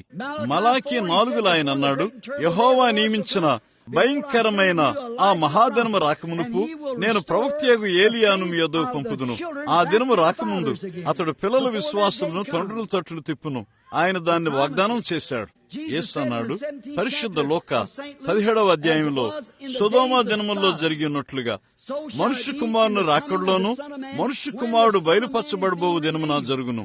సొదొమ దినముల వలె లోకము ఉన్నప్పుడు ప్రత్యక్షత దానికే అది విప్పబడుతుంది. అది ఎలాగుంటుంది? లేఖనం యొక్క గుణలక్షణము నెరవేర్చబడి ఉన్నది. ఆయన గుణలక్షణము ద్వారా దేవుడు తాను గుర్తింపు చేసుకునిచున్నాడు. ఆయన ఎల్లప్పుడూ కలిగి ఉన్న గుణలక్షణములు ఆయన దాన్ని విడిచిపెట్టలేదు. చివరి దినముల్లో తన కుమారుని ద్వారా ఆయన గుర్తింపు చేసుకున్నాడు. గమనించండి, దేవుడు దీన్ని ఎల్లప్పుడూ ఎలా చేర్చున్నాడో ఆయన ఎన్నడూ ఆయన మార్గమును మార్చడు. సొదొమ దినముల్లో అక్కడ మనం మాట్లాడుచుండగా ఈ 3 మనుషులు అబ్రహాముతో మాట్లాడి ఉన్నారు. అబ్రహాము దేవుని యందు విశ్వాసం ఉంచిన మనిషి. దేవుణ్ణి ఆయన వాగ్దానం తీసుకున్నాడు. ఆయన భార్య అయిన శారాకు 65 ఏండ్లు. దేవుడు అతను పిలిచినప్పుడు అబ్రహాముకు 75 ఏండ్లు. వారు ఒక బిడ్డను కలిగి ఉండబోతున్నారని ఆయన చెప్పాడు. అబ్రహాము శారా ద్వారా ఒక బిడ్డను కలిగి ఉంటాడు. అది కొంచెము వింతగా ధ్వనించవచ్చు, కానీ నేను ఊహిస్తాను ఆమె చిన్న మెత్తన బూట్లను మరియు పిన్నులను సమస్తం సిద్ధం చేసింది. కారణమేమనగా వారు ఈ బిడ్డను కలిగి ఉండబోతున్నారు. మొదట 28 రోజుల తరువాత, ఎందుకంటే అబ్రహాము శారాతో చెప్పి ఉంటాడు, ప్రియమైన దానా, నీకెలా ఉన్నది? ఏ భేదమును లేదు. దేవునికి మహిమ. ఎలాగైనా మనం దాన్ని పొందబోతున్నాము. నీకెలా తెలుసు? దేవుడు ఆ విధంగా చెప్పాడు. 1 సంవత్సరం గడిచింది. ప్రియమైన దానా, నీకెలా ఉంది? ఏ భేదమును లేదు. ఎలాగైనా మనం దాన్ని పొందబోతున్నాము. దేవుడు ఆ రీతిగా చెప్పాడు. 5 సంవత్సరాలు గడిచాయి. ప్రియమైన దానా, ఇప్పుడు నీకెలా ఉంది? ఏ భేదమును లేదు. ఎలాగైనా మనం దాన్ని పొందబోతున్నాము. దేవుడు ఆ రీతిగా చెప్పాడు. అది ఏమై ఉన్నది? అతడు దేవుని యొక్క వాగ్దానమును కలిగి ఉండెను. అతడు దేవుని నమ్మాడు. అతడు దేవుని వలె ప్రవర్తించాడు. అతడు దేవుని వాగ్దానమును పట్టుకుని ఉన్నాడు. 25 సంవత్సరములు గడిచాయి. ఆ మెత్తన బూట్లు పసుపు రంగుగా మారిపోయినవి. ఆమె ఇంకను వాటిని పట్టుకుని ఉన్నది. ఇప్పుడు అతడు వృద్ధుడై ఉన్నాడు, వంగిపోయి ఉన్నాడు, మరియు అతడు భయంకరమైన స్థితిలో ఉన్నాడు. శారా యొక్క గర్భము మృతతుల్యమైనది. అతడు నిస్సత్తువుగా ఉన్నాడు. ఎలాంటి స్థితిలో వారున్నారు? అబ్రహామా, జనములకు తండ్రి, నీవెలా ఉన్నావు అని అతని యొక్క వేషధారులైన స్నేహితులు అంటున్నారు. బాగుంది, దేవునికి మహిమ. నేను చక్కగా ఉన్నాను. ఎలాగైనా మనము ఆ బిడ్డను కలిగి ఉండబోతున్నాము. ఎలాగనగా అతడు అవిశ్వాసం ద్వారా దేవుని యొక్క వాగ్దానమును సందేహింపలేదు, కానీ బలం గలవాడై దేవునికి స్తుతిని చెల్లించుండెను. ఎలాగనగా అతడు దేవుడు ఏం చెప్పాడో దాన్ని దేవుడు నెరవేర్చుటకు సమర్థుడని దాన్ని సంపూర్ణంగా నమ్మి ఉన్నాడు. ఆమెన్. అక్కడే ఒక విశ్వాస యొక్క గుణలక్షణం ఉన్నది. నీ సంగతి ఏమిటి? అబ్రహాం యొక్క పిల్లల సంగతి ఏమిటి? మనము దేవుని యొక్క వాక్యంతో ఒక వాగ్దానముగా మనము దాన్ని నిజముగా నమ్ముచున్నామని మన గుణలక్షణములు మనకై మనలను గుర్తించుచున్నవా? లేక నీవు కేవలము తీవ్రత లేని వాడిగా ఇక్కడి నుండి అక్కడకు, అక్కడి నుండి ఇక్కడకు చుట్టూ దూకుచు దాన్ని గూర్చి తీవ్రత లేని వాడిగా ఊహిస్తావా? అలాగైతే మనము క్రైస్తవులము కాదు, మనం కేవలము నటించేవారము. కానీ మనం నిజంగా వాగ్దానంతో నిలబడినప్పుడు చిన్నగా దాన్ని అక్కడికి లాగి దానితో నిలబడి ఉంటాము. అబ్రహాము దాన్ని చేశాడు. ఇప్పుడు మనం కనుగొనేదేమంటే, ఒక రోజున 3 మనుషులు నడుచుకుంటూ వస్తున్నారు. బైబిల్ ఇక్కడ ఏం చెప్పిందంటే, ఎండవేళ తప్పక మధ్యాహ్నమై ఉంటుంది. ఈ మనుషులు అక్కడికి నడిచి వచ్చి అతనితో మాట్లాడుతున్నారు. వారిలో 2 సొదొమకు వెళ్లారని మనం గ్రహించాము.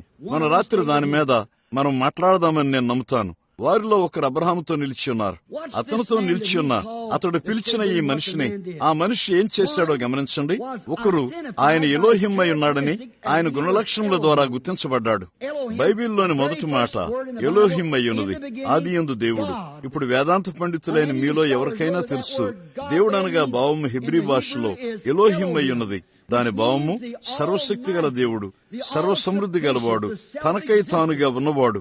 ఎవరి నుండి ఏ సహాయం ఆయనకు అవసరం లేదు, ఎవరి అనువాదము ఆయనకు అవసరం లేదు. ఆయనే తన సొంత అనువాదకుడు. ఆయన సర్వసమృద్ధి గల దేవుడై ఉన్నాడు, సర్వాంతర్వ్యామి, సర్వజ్ఞాని, సర్వశక్తిమంతుడు. ఆయన దేవుడై ఉన్నాడు. అక్కడ ఆయన ఉండెను. మరియు అబ్రహాము వాక్యమును పట్టుకుని ఉన్న ఈ పితరుడు ఈ తోటి వాని వైపు చూశాడు. ఈ తోటి వ్యక్తి తన వీపును గుడారం వైపు తిప్పి ఆయన అన్నాడు, నీ భార్య అయిన శారా ఎక్కడున్నది? అతడు అన్నాడు, ఆమె నీ వెనుక గుడారంలో ఉన్నది. ఆయన అన్నాడు, జీవము యొక్క కాలం ప్రకారము నేను నిన్ను దర్శించబోతున్నాను, మరియు నేను నీకు వాగ్దానం చేసిన కుమారుని నువ్వు పొందుతావు. శారా మాట విని నవ్వింది. అతనితో మాట్లాడుచున్న ఆయన వెనుక గుడారములో ఆమె ఏం చెప్పిందో చెప్పి ఉన్నాడు. ఇప్పుడు ఆదికాండంలో మీరు దాన్ని చదువుతారు. అప్పుడు మనము కనుగొన్నదేమనగా, ఈ మనిషి తను తాను గుర్తింపు చేసుకున్న తర్వాత అదేమిటి? హెబ్రీ 4:12 చెప్పబడింది, దేవుని వాక్యము 2 అంచులు గల ఇటువంటి ఖడ్గము కంటెను వాడిగా ఉండి హృదయం యొక్క తలంపులను ఆలోచనలను శోధించున్నది. ఇతడు ఒక మనిషి అయి ఉన్నాడని అతడు ఎరిగి ఉండెను. అతడు తప్ప ఆ దేశంలో ప్రవక్తలు ఎవరూ లేరని అతడు ఎరిగి ఉండెను. అందుచేత ప్రభు యొక్క వాక్యము అతని యొద్దకు వచ్చెను. అతడు ఒక ప్రవక్త అయి ఉండెను. ఇక్కడ ప్రవక్త యొద్దకు వాక్యం వస్తుంది. బాప్తిస్మిచ్చి యోహానుతో అదే విషయము. అక్కడ 400 సంవత్సరం నుండి ఒక్క ప్రవక్త లేడు. నాకు గుర్తున్నది, బహుశా విశ్వాసంలో నాకు బాప్తిస్మిచ్చిన పాత మిషనరీ బ్యాప్టిస్ట్ బోధకుడైన వృద్ధుడైన డాక్టర్ డేవిస్ ఈ రాత్రి ఇక్కడ కూర్చొని ఉండవచ్చు. అతడు నాతో వాదించేవాడు. అతడు అన్నాడు, బిల్లీ, ఇప్పుడు నీవు కేవలం చిన్న పిల్లవాడివి, నీవు తప్పక నా మాట వినాలి. నేనన్నాను, మంచిది డేవిస్ సోదరుడా, నేను వింటున్నాను. అతడు అన్నాడు, నీవు చూడు, యోహాను బాప్తిస్మం పొందలేదు కాబట్టి అతడు బాప్తిస్మం ఇస్తున్నాడు, కానీ అతడు బాప్తిస్మం పొందలేదు.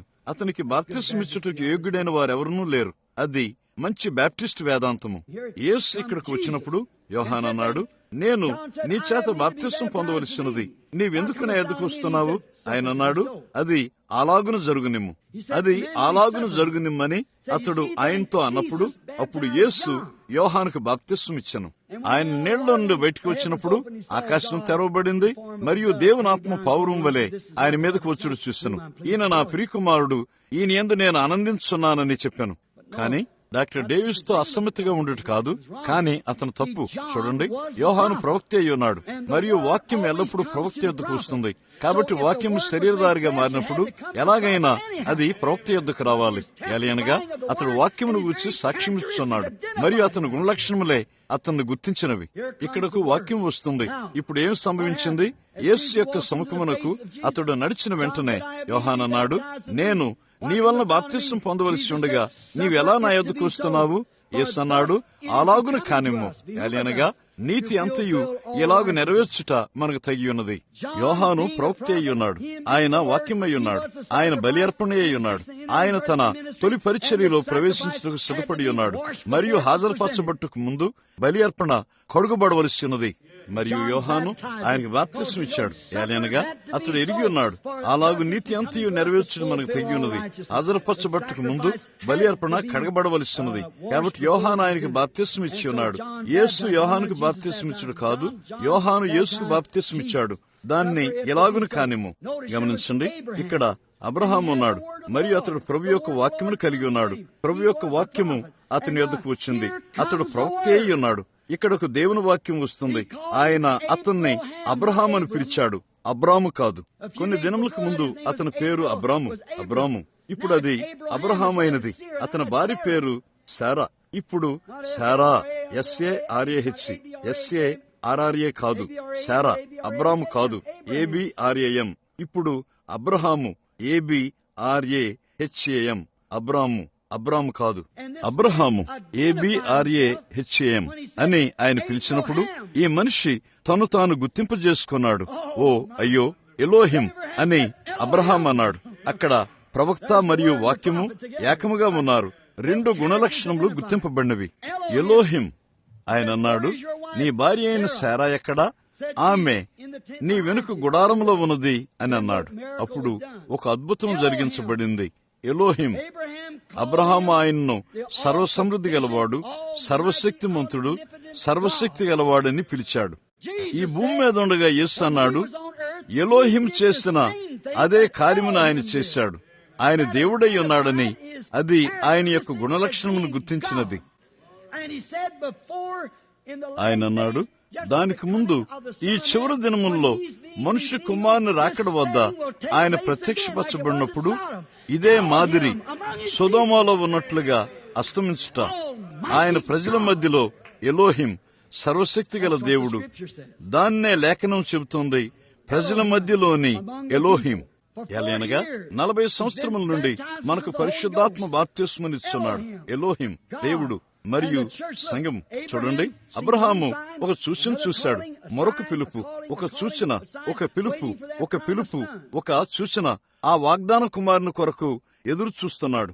అయితే అతడు చూచిన చివరి సూచన, వాగ్దాన కుమారుడు రంగం మీదకి రాకముందు దేవుడు చివరిగా దర్శించుట. ఎలోహిం మానవ శరీరములో ఉన్నాడు. అప్పుడు వాగ్దాన కుమారుడు వచ్చాడు. అబ్రహాం యొక్క సంతానము వాగ్దాన కుమారుడైన యేసుక్రీస్తు కొరకు ఎదురు చూస్తున్నది. వారు సూచనలను చూసి ఉన్నారు. పరిశుద్ధాత్మ కుమ్మరించబొట్ట, భాషలతో మాట్లాడుట, దైవిక స్వస్థత మొదలగునవి. కానీ మనుష్య కుమారుడు బయలుపరచబడినప్పుడు ఎలోహిం అబ్రహాం యొక్క రాజసంతానమునకు తిరిగి వస్తాడు, మరియు ఆ దినమున చూపిన అదే కార్యమును చూపుతాడు. ఆమెన్. ఎలోహిం అది అప్పుడు జరిగినట్లుగా, ఎందుచేత అది దేవుని యొక్క గుణలక్షణమై ఉన్నది. ఇప్పుడు క్రీస్తు దేవుడై ఉన్నట్లయితే కొంతకాలమైన తర్వాత లోకము నన్ను మరి ఎన్నడూనూ చూడదు.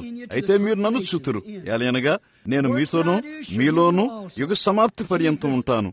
నేను చేయి క్రియలు మీరునూ చేస్తారు. అది లోక 17వ అధ్యాయంలో యేసు అన్నాడు. మంచిది. ఇవి చివరి దినములను నమ్ముతూ మనం చూస్తున్నప్పుడు ఈ అస్తమించుటను మరలా మనం చూస్తాము. అందుచేత హెబ్రీ 1:1 పూర్వకాలము నానా సమయములలో నానా విధములుగా మాట్లాడిన దేవుడు ఈ చివరి దినముల్లో మృతుల్లో నుండి తన కుమారుని పునరుద్ధానమును గుర్తింపు చేస్తున్నాడు. ఆయన కలిగి ఉన్న అదే గుణలక్షణమును సంగమునకిచ్చుడు ద్వారా హెబ్రీ 13:8 ఖచ్చితంగా సత్యముగా చేర్చున్నాడు. దానిలో నుండి ఏ ఈకలు బయటికి లాగలేవు. అవి పక్షిరాజు యొక్క ఈకలు. అవి గట్టిగా నిలిచి ఉంటాయి. కారణము అది పరలోక పక్షి అయి ఉన్నది. పక్షిరాజు ఆహారమును అవి భుజిస్తాయి. ఇప్పుడు మనం దాన్ని గమనిస్తాము. పూర్వకాలము నానా సమయములలో నానా విధములుగా ఆయన మృతుల్లో నుండి లేపుట ద్వారా మన పితరులతో మాట్లాడిన దేవుడు ఈ చివరి దినముల్లో ఆయన కుమారుని ద్వారా మాట్లాడుచున్నాడు. ఇక్కడ 2000 సంవత్సరముల తర్వాత అదే యేసు ప్రవక్తల్లో ఒకడు కాదు, మన మధ్య ఆయన ఉన్నాడు. యేసు హల్లెలూయా పునరుద్ధానుడైన దేవుని యొక్క కుమారుడు. ఒక దినమున యేసు అన్నాడు, వ్యభిచారులైన చెడ్డతరం వారు ఒక సూచన కొరకు వెతుకుతున్నారు, మరియు వారు ఒక సూచన పొందారు. వ్యభిచారులైన చెడ్డతనం వారు ఇప్పుడు ఉన్న దానికంటే ఎప్పుడు లోకము మరి ఎక్కువ వ్యభిచారము దుర్మార్గంతో ఉన్నది. యోనా దినములో జరిగినట్లుగా యోనా 3 రాత్రింబవళ్లు తిమింగలము కడుపులో ఉన్నట్లుగా మనుష్య కుమారుడును అలాగనే తప్పక భూగర్భంలో 3 రాత్రింబవళ్లు ఉండవలసినది. అలాగైతే ఒక వ్యభిచారులైన చెడ్డతరము ఒక సూచన పొందవలసినది. ఏ రకమైన సూచన? ఒక పునరుద్ధానం యొక్క సూచన. మరియు 2000 సంవత్సరముల తర్వాత ఈ దినమున మనము కలిగి ఉన్నాము. ఆయన ఇంకనూ సజీవుడై ఉన్నాడు. ఆయన మన మధ్య ఈ రాత్రి ఉన్నాడు. దేవుని యొక్క గుణలక్షణముల ద్వారా తను తాను గుర్తింపు చేసుకునిచున్నాడు. ఆయన చేస్తానని వాగ్దానం చేసిన ఈ దినమున వాక్యమును ప్రత్యక్షపరుచున్నాడు. ఆమెన్. అక్కడ వాక్యమున్నది. ఇప్పుడు మీరందరూ చూచిన నమ్ముతారా? తరువాత విషయం ఏమనగా చివరి దినముల్లో ఆయన యొక్క కుమారుని ద్వారా ఆయన గుర్తింపు చేసుకోవటం. గమనించండి, పూర్వకాలం దేవుడు మోషేతో మాట్లాడాడు. ద్వితీయోపదేశకాండము 18:15 అన్నాడు, ప్రభువైన యెహోవా నా వంటి ఒక ప్రవక్తను మీ మధ్య లేపును. ఇప్పుడు గమనించండి, అది వాక్యమయ్యున్నది. అది వాక్యమయ్యున్నది. అది దేవుడై ఉన్నాడు. అది మోషే కాదు. అతడు ఒక మనిషి. మోషే దాన్ని ఎలా తెలుసుకోగలడు? కానీ దేవుడు మోషే ద్వారా మాట్లాడుచు దీన్ని చెప్పాడు. నీవు దాన్ని నమ్ముతావా? మంచిది.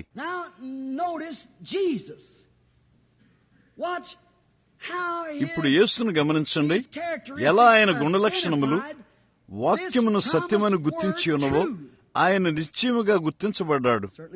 ఆయన ఎలా ఉంటాడని మోషే చెప్పాడో ఆయన ఈ గుణలక్షణముల ద్వారా గుర్తించబడ్డాడు.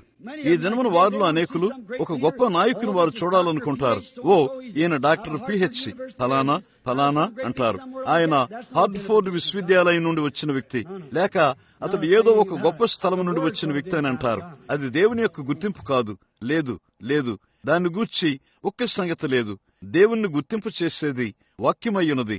చూడండి, యేసు ఒక వేదాంత పండితుడు కాదు, లేక ఒక యాజకుడు కాదు, లోకమునకు ఒక బోధకుడు కాదు. ఆయన లోకమునకు ఒక ద్రోహిగా ఉన్నాడు.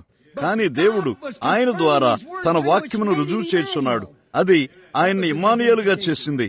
అదే ఆయన యొక్క గుర్తింపు అయ్యున్నది. ఇప్పుడు ఇక్కడ దేవుడు ఏమి చేస్తానని మోషే ద్వారా పూర్వకాలం ముందు చెప్పి ఉన్నాడో దాన్నే ఆయన చేస్తున్నాడు. ఇప్పుడు ఆయన పేతురును కలుసుకున్నప్పుడు గమనించండి, మొన్నటి దినమున మనము చిత్రీకరించినట్లుగా ఆయన పేతురును కలుసుకున్నప్పుడు అతడు ఏమై ఉన్నాడు ఆయన చెప్పాడు. ఈ సూచన పేతురుకు ఆయన మెస్సియా అయి ఉన్నాడని వాదనను గుర్తించినది.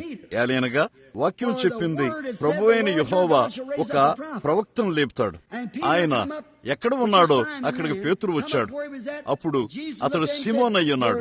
యేసు అతని వైపు చూసి ఇలా అన్నాడు, నీ పేరు సీమోను, నీవు యోనా కుమారుడు. అది క్రీస్తు యొక్క గుణలక్షణమును మోషే చెప్పిన వాగ్దాన వాక్యంగా ఉంటాడని అది గుర్తించింది.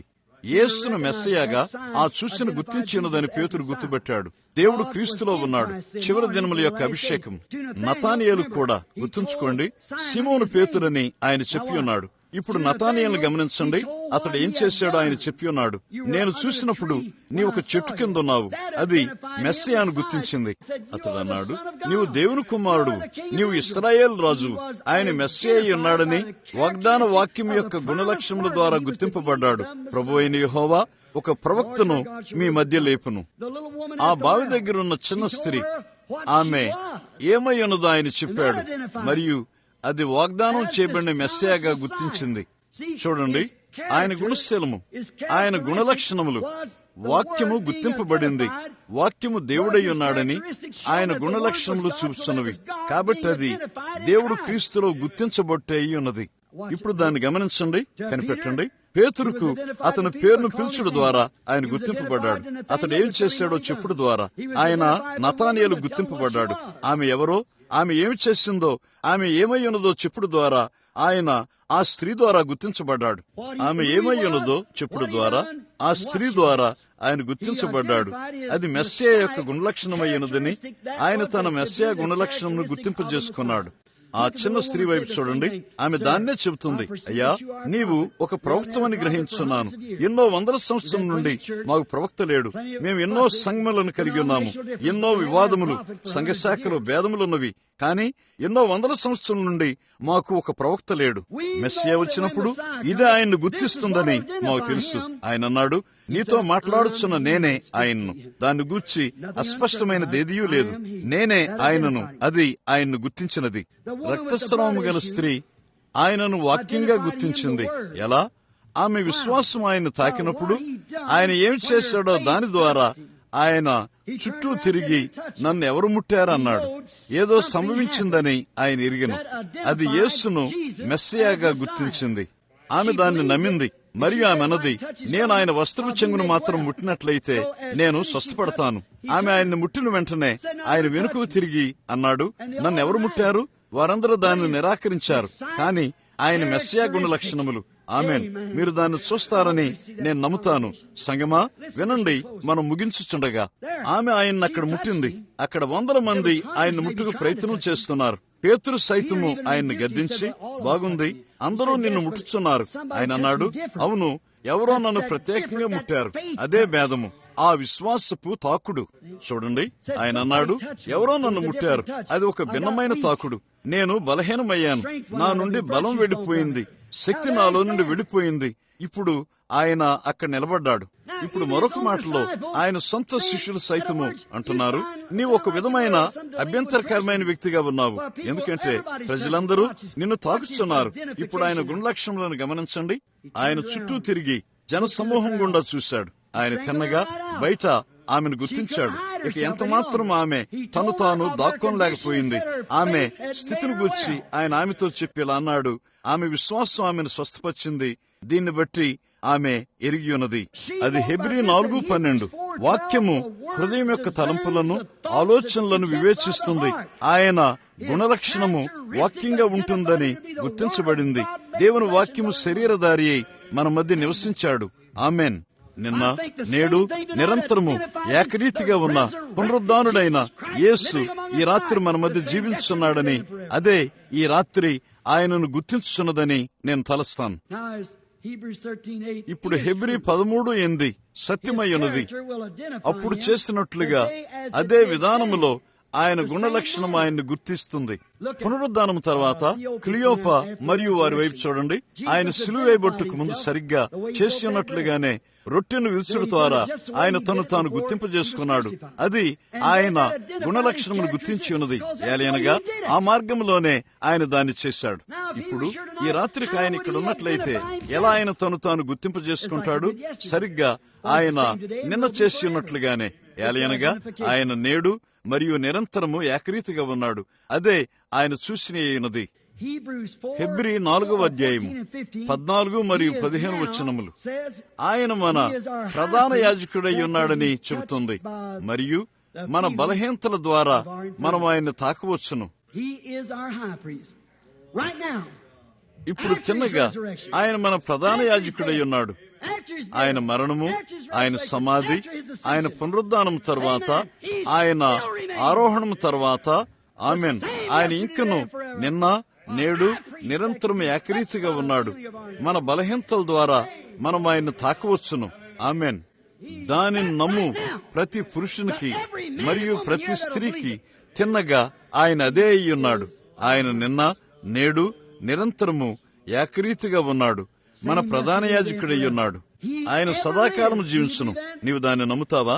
ఆయన భూమి మీద జీవించినప్పుడు ఉన్నట్లుగానే ఆయన గుణలక్షణములు ఎడతెక్కకుండా గుర్తించబడతాయి. పరిశుద్ధాత్మ యొక్క రూపంలో ఈ రాత్రి ఆయన ఇంకనూ జీవించున్నాడు.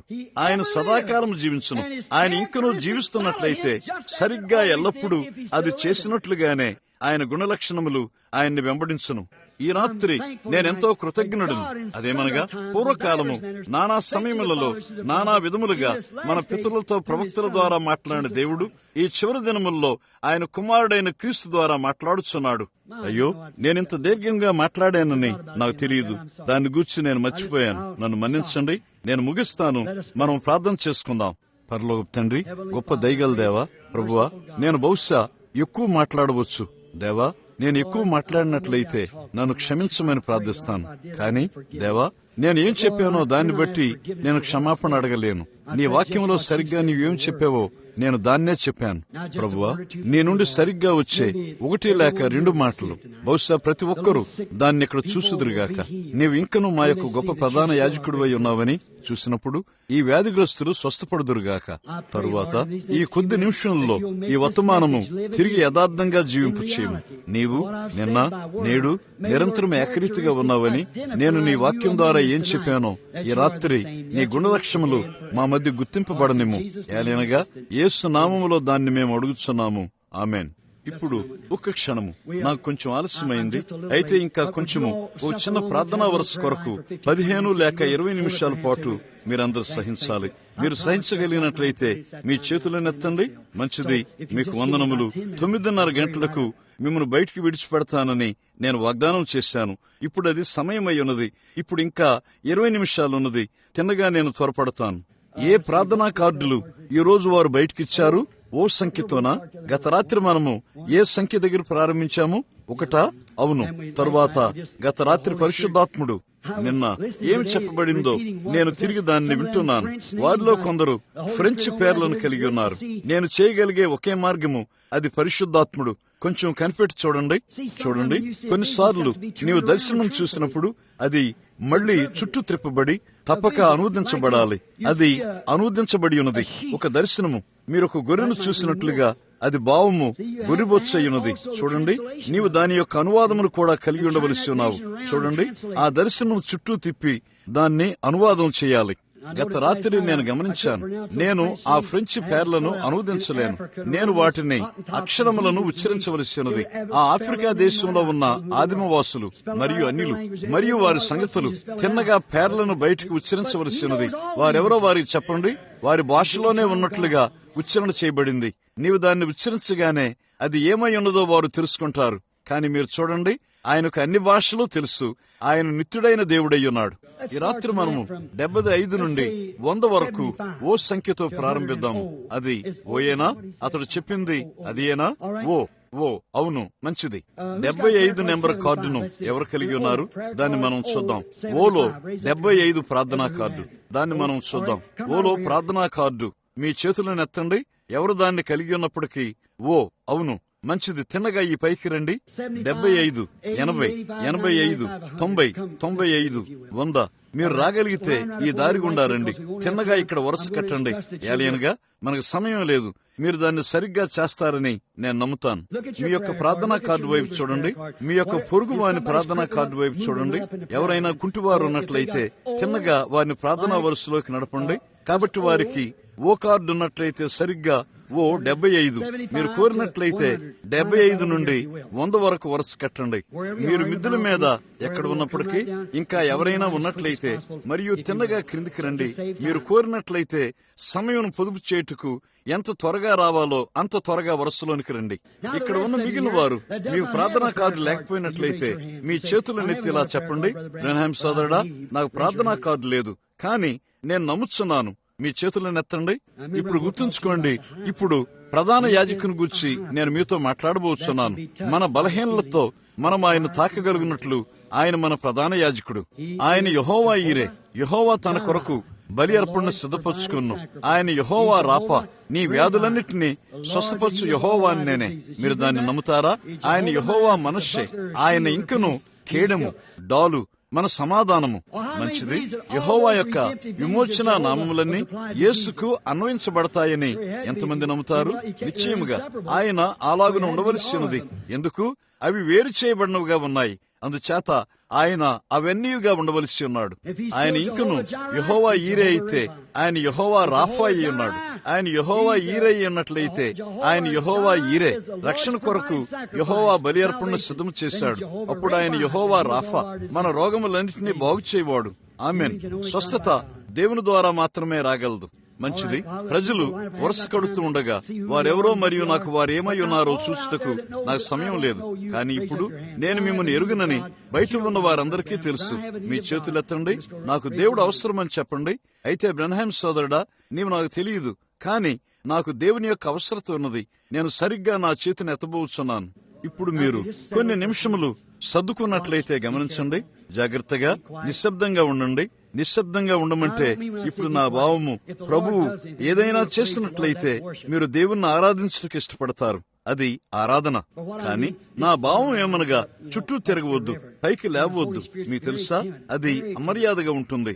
చూడండి, పరిశుద్ధాత్ముడు చాలా నిబ్బరమైన వాడు, చాలా నిబ్బరమైన వాడు. చూడండి, అలాంటిది ఏదైనా జరిగితే ఆయన నన్ను వదిలి వెళతాడు, మరియు అప్పుడు నేను దాని కొరకు మరలా యుద్ధము చేయవలసినది. చూడండి, కానీ మీరు విన్నట్లయితే ఆయన మొదటి వాగ్దానం మీకు గుర్తున్నదా? ప్రజలు నిన్ను నమ్మగలిగినట్లు చేసినట్లయితే మరియు యథార్థంగా ఉన్నట్లయితే నీ ప్రార్థన ముందు ఏదీ నిలబడదు. మీకు అది గుర్తున్నదా? అది నిజము. అది ఇంకనూ తప్పిపోవటం నేను చూడలేదు. అది తప్పిపోదు. అది దేవుడై ఉన్నాడు. ఇప్పుడు మనం ప్రార్థనా వరుసలో త్వరపడదాం. కాబట్టి ప్రజలను బట్టి తేగలిగినంత ఎక్కువ మందిని ప్రార్థనా వరుస గుండా తెద్దాము. అయితే ప్రార్థనా కార్డులు కలిగిన వారు మరియు ఈ రాత్రి పిలువబడిన వారు మీ కార్డును పట్టుకుని ఉండండి. మేము మీ యొద్దకు రాబోతున్నాము. మంచిది. ఇప్పుడు బయట ప్రార్థనా కార్డులు లేనివారు గుర్తుంచుకోండి. లేక బయట ఉన్న మీరు, మీకు ప్రార్థనా కార్డులున్నా లేకపోయినా సరిగ్గా హెబ్రీ 4వ అధ్యాయంలో ఉన్నట్లుగా మీరు నమ్మండి. మన బలహీనతల ద్వారా ఆయనను తాకగలిగినట్లు ఆయన మన ప్రధాన యాజకుడై ఉన్నాడు.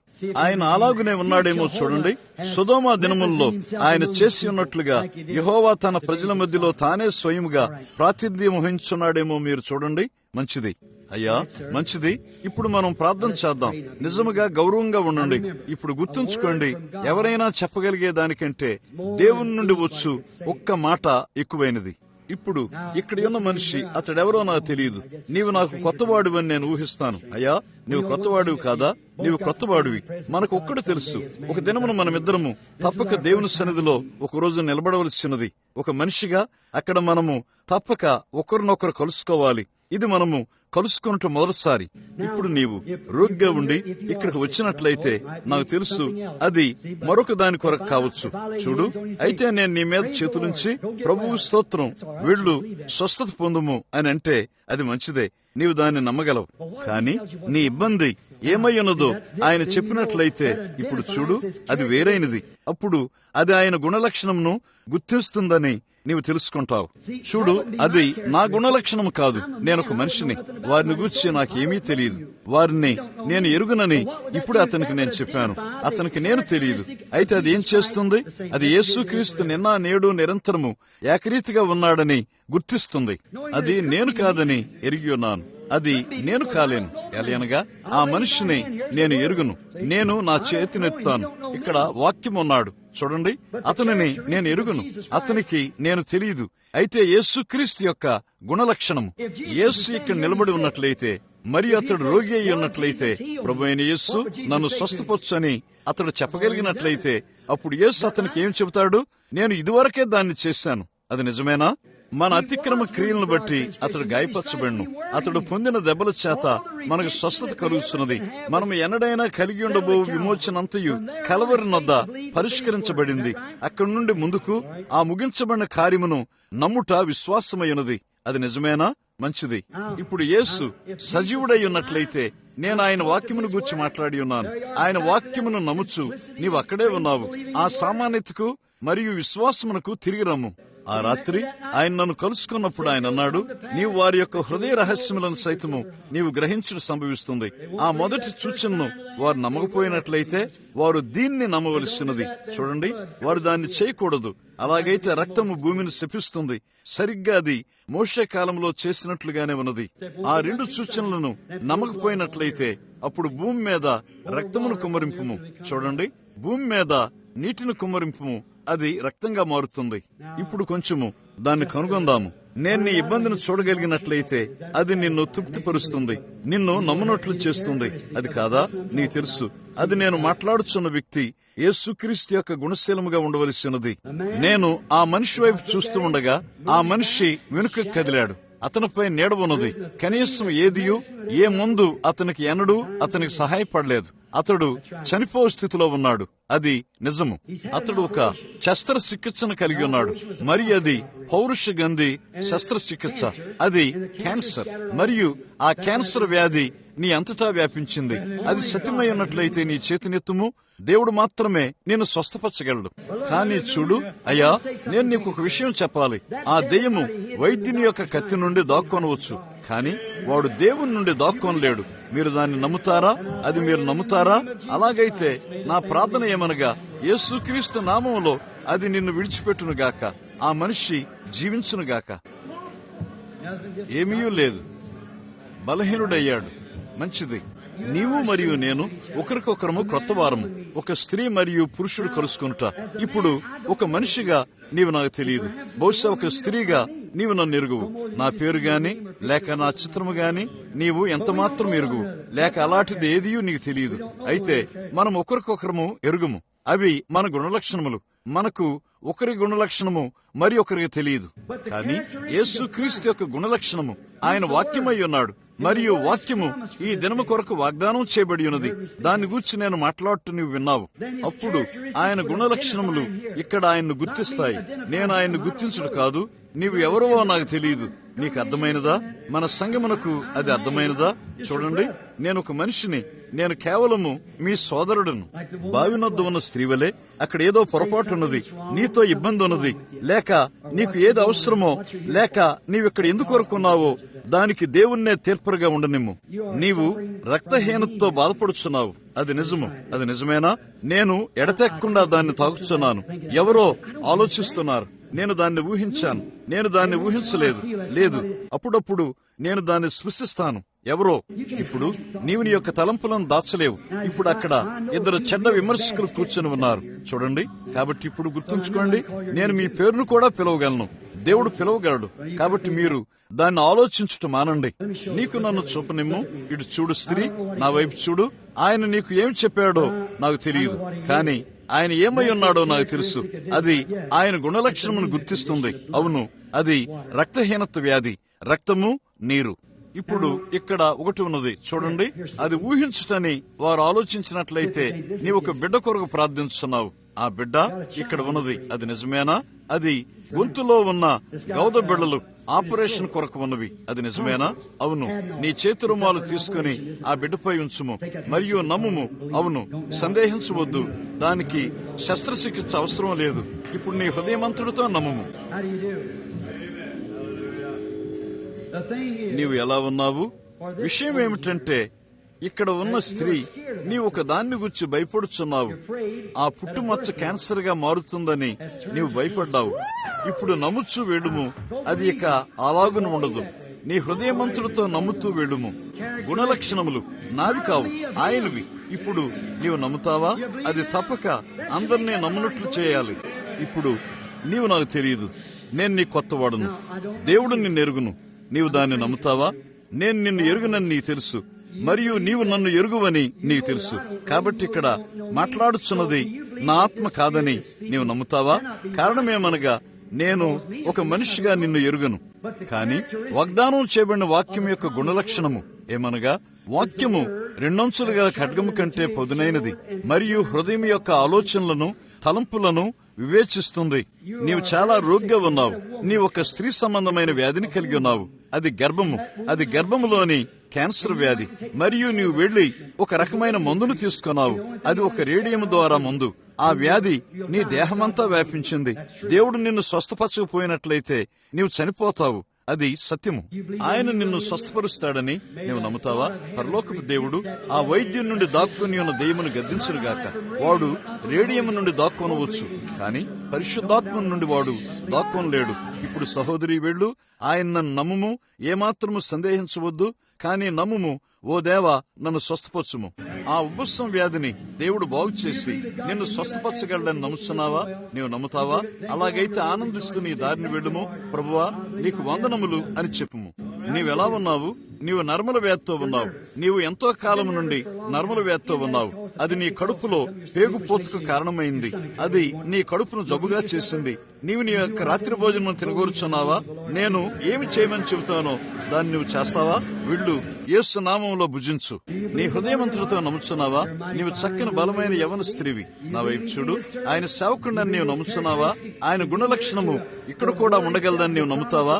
వాక్యము దానికై అది ఈ దినము యొక్క వాగ్దానము. నేను చేయి క్రియలు మీరును చేస్తారు. నేను స్వస్థపరచలేను, ఆయన ఇదివరకే చేసి ఉన్నాడు. అయితే నీ ఇబ్బంది ఏమిటో చెబుతూ ఆయన గుణలక్షణము ఆయన ప్రదర్శిస్తుంది. నీవు స్త్రీ సంబంధమైన వ్యాధిని కలిగి ఉన్నావు. స్త్రీలకు వచ్చు వ్యాధి. అవునండి, ఇప్పుడు దేవుడు దాన్ని స్వస్థపరుస్తాడని నువ్వు నమ్ముతావా? అవును, ఆమెన్. నీ దారిని వేడుము. అది ఎంత మాత్రమూ నిన్ను బాధించదు. నీ హృదయమంతుడితో నమ్ము. నన్ను ఆయన సేవకునిగా మీరు నమ్ముతారా? నీ ఇబ్బంది ఏమిటో దేవుడు నాకు చెప్పినట్లయితే అది యేసుక్రీస్తు యొక్క గుణలక్షణమై ఉన్నదని నీవు నమ్ముతావా? అది నీ వీపులో ఉన్నది. అది ఎంత మాత్రమూ లేదు. వెళ్ళు, నీ హృదయమంతుడితో నమ్ముము. ఓ స్త్రీ, రండి. నీవు కూడా కడుపులో బాధను కలిగి ఉన్నావు. నీ హృదయమంతుడితో నమ్ముము. మరియు వెళ్లి నీ రాత్రి భోజనమును తినుము. దాన్ని గూర్చి మర్చిపోము. వెళ్ళుము, నీ హృదయమంతుడితో నమ్ముము. రండి, నీ బాధ రక్తములో ఉన్నది. నీవు మధుమేహ వ్యాధితో ఉన్నావు. దేవుడు నిన్ను దాని నుండి స్వస్థపరిచి బాగు చేస్తాడని నమ్ముతావా? ప్రభు అయిన యేసు నీకు వందనములని సంతోషిస్తూ నీవు వెళ్ళుము. ఆయన నిన్ను స్వస్థపరుస్తాడు. వెళ్ళు, నీ హృదయమంతుడితో నమ్ముము. నీవు కూడా వెన్నులో బాధను కలిగి ఉన్నావు. దేవుడు నీ వెన్నులోని బాధను స్వస్థపరిచి శుద్ధురాలుగా చేస్తాడని నమ్ముతావా? ప్రభు అయిన యేసు నీకు వందనములని చెప్పి సంతోషిస్తూ నీ దారిని వెడుము. నీవును వెన్నులో బాధను కలిగి ఉన్నావు. ప్రభువా, నీకు వందనములు, నేను స్వస్థపడ్డానని చెప్పుకుంటూనే నడుస్తూ వెడుము. నీ హృదయమంతుడితో దాన్ని నమ్ముము. నీవును వెన్నులో బాధను కలిగి ఉన్నావు. దాన్ని గూర్చి నీకు ఏమైనా తెలుసా? ఇప్పుడు నీ హృదయమంతుడితో నమ్ముము. నీ దారిని వెడుము. శుద్ధురాలివి కమ్ము. యేసుక్రీస్తు శుద్ధునిగా చేస్తాడని నమ్ముము. నీవు నమ్మగలిగినట్లయితే సమస్తమును సాధ్యమే. మంచిది. నేను ఏమీ నీకు చెప్పకుండా నీ మీద చేతులుంచి నిన్ను దాటిపోనిచ్చినట్లయితే ఆమె స్వస్థపడుతుందని నీవు నమ్ముతావా? నీ బాధ ఏమిటో వారు చూస్తారు. ఆమె బాగుపడుతుందని నీవు నమ్ముతావా? ఇక్కడికి రండి. యేసుక్రీస్తు నామములో నేను ఈ దెయ్యమును పారద్రోలుచున్నాను. దేవుని యొక్క శక్తి బిడ్డను స్వస్థపరచునుగాక. ఆమెను సందేహించవద్దు, ఏమాత్రము సందేహించవద్దు. ఆమె బాగవుతుంది. నీ హృదయమంతుడితో నమ్ముము. దేవుడు నిన్ను స్వస్థపరచని ఎడల నీవు నీ కీళ్ల వ్యాధితో ఒక రోజున సంకకర్రల మీద ఉంటావు. కానీ దేవుడు నీ కీళ్ల వ్యాధిని బాగు చేశాడని నమ్ముము. అలాగైతే వెళ్ళు. ప్రభువా, నీకు వందనములు, నేను నిన్ను నమ్ముచున్నాను మరియు నీవు నన్ను బాగు చేస్తావు. ఇప్పుడు రండి. అది నిజముగా నీ వయసు అయ్యున్నది. నీవు బాగా నర్మల బలహీనతతో ఉన్నావు. సాయంకాలం అయ్యేసరికి నీవు బాగా నర్మల బలహీనతతో ఉంటావు. నీవు నీ పని చేసి సమస్తమును చేసినప్పుడు నీవు నిజముగా నర్మల బలహీనతలో ఉంటావు. ఇప్పుడు నీవు నమ్ముతావా? అలాగైతే అది ఎంత మాత్రమూ నిన్ను బాధించదు. ప్రభు అయిన యేసు నీకు వందనములని నీ మార్గమును చెప్పుచూ వేడుము. అయ్యా, రండి. దేవుడు గుండె జబ్బును బాగు చేస్తాడని నమ్ముతావా? ఆయన నీ గుండెను బాగు చేస్తాడు. ప్రభువా, నీకు వందనములు, నా హృదయమంతుడితో నేను నమ్ముచున్నాను అని చెప్పుచూ వెడుచూ ఉండుము. దేవుడు క్షయవ్యాధిని కూడా స్వస్థపరిచి బాగు చేయను. అయ్యా, నీ హృదయమంతుడితో దాన్ని నమ్ముతున్నావా? మంచిది. ప్రభు అయిన యేసు నీకు వందనములని చెప్పుచు నీ దారిని సంతోషిస్తూ వెడుము.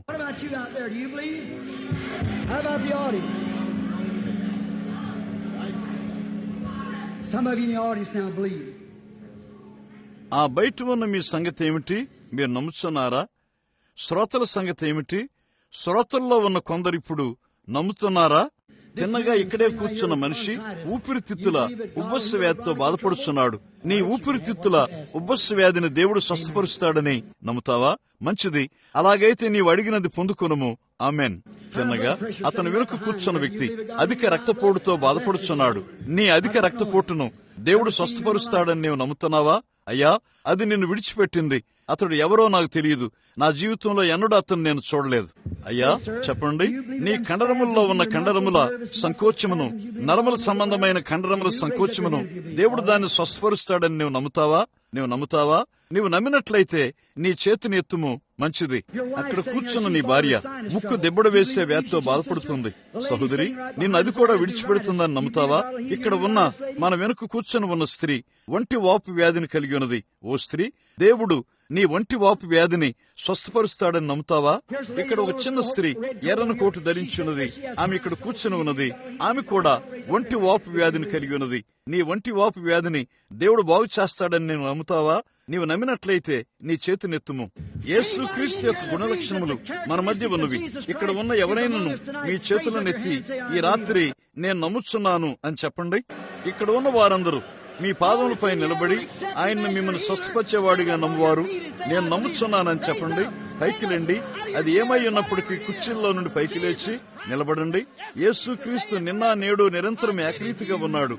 ప్రభువైన దేవుని పేరట నేను ఆయన్ను మీకిచ్చున్నాను.